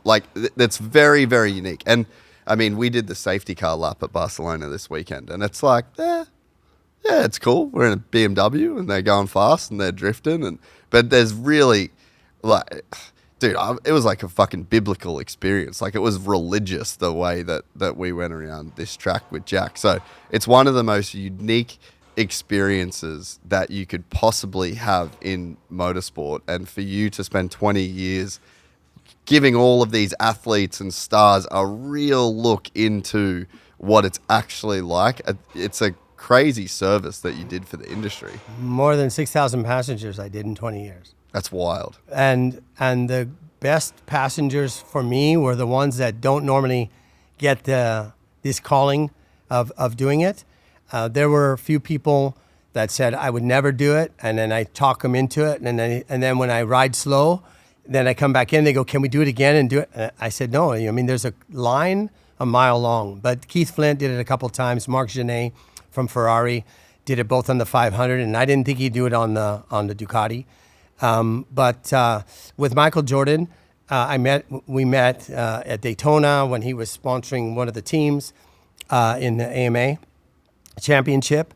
And then he started to come to the races, and especially the Laguna Seca, he would come, and then obviously he would come to the last round. So I told him, I said, I want you to come on the two-seater. What's the name of the Suzuki team in America? And the guy does the father does the magazine, the newspaper. In Superbike? No, in Moto America. Oh, I'm not sure. I can't think of it. But anyway, they had a two-seat bike, Yep. Suzuki 1000. So Mike was on that. So I didn't know. So it was like a month before the last round. So I go to Gabriel and I said, listen, build a set of leathers. And what I didn't know is that Michael already had leathers from Alpine Star because he rides. And he says, I said, make a set of leathers because I'm going to get this guy to go on the two-seater. So, I walk into the garage, which is like garage 30 at the far end. And he always had his cigars there and having a good time talking with his friends that he brings from basketball and so on. So I walk in and I had this Alpine Star bag and I stand on a chair because I couldn't hold the leathers up because he's so tall, even though he's only like 6'3" or 6'4". He's not the tallest, but I stood at his chair and I said, so Mike, I want you to come with me tomorrow on the two-seater. And he says, there's no way. And I can't remember what the guy's name was, but I'll think about it when you're gone. Anyway, he says, I was on the bike with him, and he scared the hell out of me. So there's just no way that I want to do it. And he goes, and plus, you don't have any leathers for me. And I bend down, and I pick up, and I pull this out. And it was Air Jordan on the back with the basketball and everything. They were wicked. So he looks at me, and he goes, I'll tell you what, I'll ride it. If you can get it where I can ride it, I'll ride it. So he rode the bike with Kenny Jr., Sete Gibernau, Colin Edwards on the racetrack on a Saturday. And they were really illegal to be riding their race bikes on the track because it's not supposed to be back on the racetrack. It'd be like you're practicing. But I think they did like 4 or 5 laps. Junior and Sete, they were doing wheelies alongside of them and stuff. It was so freaking wicked. It was really nice, super nice. So there's a ton of stories. So you and I need to do more podcasts in the future or later in time. But there's a lot of things that went on that were super fun about the two-seater. Yeah, I mean, we definitely will have to do it again because this was unreal, mate. It's so cool. You've just lived. You're the definition of a guy that's just lived his entire life through this sport. I mean, from selling the drum kit at 12 years old to get your first motorcycle to today. I mean, you are the definition of a life behind bars, and incredibly cool. So many amazing stories, and you've lived through so many awesome eras of the sport. I need to tell you 2 things. Yeah. Okay? Sorry. Charity. Yes. Okay? When I was 16, I had 600 trophies. 400 were first place. As I stated before, my parents' house is, 1,000 square feet, something like this. But in the back, we had a tool shed. I was full of trophies. So my father said, what do you want to do with these trophies? You got so many and so on. So I always thought, why me? I'm 16 years old. Why do I have all these things? And when I mean all these things means I bought my first car. You know, I got things through racing. But you know, the first time that I won $25, which was a semi-pro, 16 years old, was $25 doing a dirt track at the San Jose half mile, and I couldn't believe somebody was paying me money to go racing. Anyway, started to do this, and I said, I want to do something for kids. What can I do for kids? So I'll show you the picture when we're done here. The Crippled Children's Society of my hometown of Santa Clara is not very far away. So we chose to do something with the money. So we raised money after the race. They all got my trophies that were with different plaques on them and so on. And the Crippled Children poster boy was alongside me. I'm 16 years old, full of hair and so on. And there's a Crippled Children's room to this day in Santa Clara, California from me. So that's the start of it. And the thing that I keep coming back to is my father. Don't you ever think that you're better than somebody. Maybe I thought of it too much, and I never won a world title. Don't ever think that you're better than somebody else and so on. Walk above them and so on, which I never do. I'm so humble. And if you come with me the next time on a racetrack, you'll understand a lot more about the racing, like the journalist that I took this last weekend. So we're racing, and the Americans are the fastest, you know, in 83, there's 4 of us. And there's Australians and so on and so forth. 1985, the guys that are in 30th place are making $100.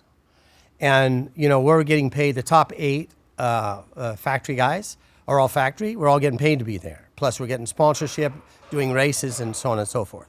So we as Americans started to say, you know, we want more money, 100% more and so on and so forth. But it's for the guys in the back of the paddock. I mean, these guys couldn't afford doing anything. Long story short, the first year they gave a certain percent, and the top 8 were not allowed to have any extra money.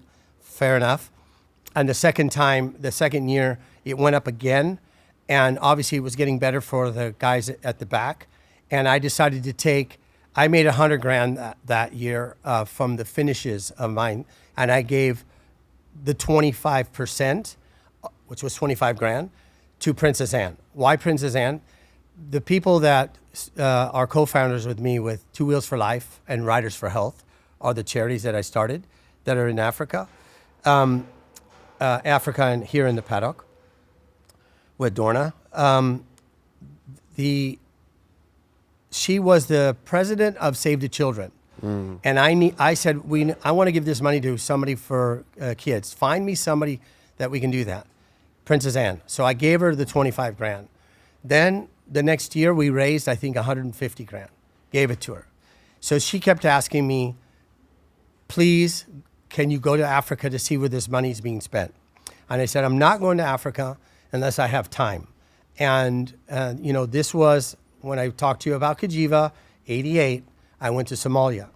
So, back up.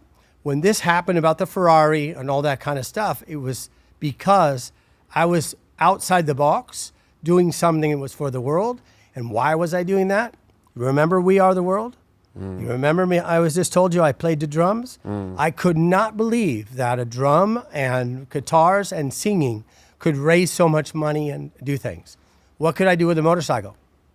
So, I go to Somalia. I give her this money. I go to Somalia.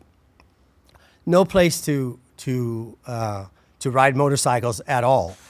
You know, you need to have certain bikes. UNICEF guys and Save the Children, which was she was the president of that charity, said, we've got some motorcycles in the shed. Can you come and look? And they were stacked to the roof, just like in this building, just junk, because there's no mechanics. There's no way to tune them up. There's no way of understanding to tighten a chain. They had no experience whatsoever. Do you think you can help? And I won't take much more of your time because it's a whole long story that you're going to have to look up on the internet, and I want everybody else to look up. Was we started Riders for Health. Riders for Health was a program inside of Save the Children, and blood vaccinations, things like this were all parts of programs. And what Princess Anne saw in a matter of short time, she came to Assen, she came to Donington Park because of us, and she was so happy. she saw the camaraderie amongst the riders, and she said, make this your own charity, and I'll be your patron. So it has been like that since 88 or 89, something like that. We now have 1,500, 1,600, 1,700 motorcycles working in Africa. Years ago, Honda gave us 75 bikes with 5 years of parts for it. When I say we, it's the people that work in the area. If you're a registered nurse or registered doctor, we give you a motorcycle, but we train you. We teach you how to ride it safe and so on. We have zero breakdown. We're responsible for 47 million people having health. We take care of ambulances and everything because our program is not about beating up bikes, not being about doing anything. Sometimes we do, and I think we're going to do another ride right now in Africa where you pay. The bikes are 1,500 pounds, little Yamaha 100s that they use in certain areas.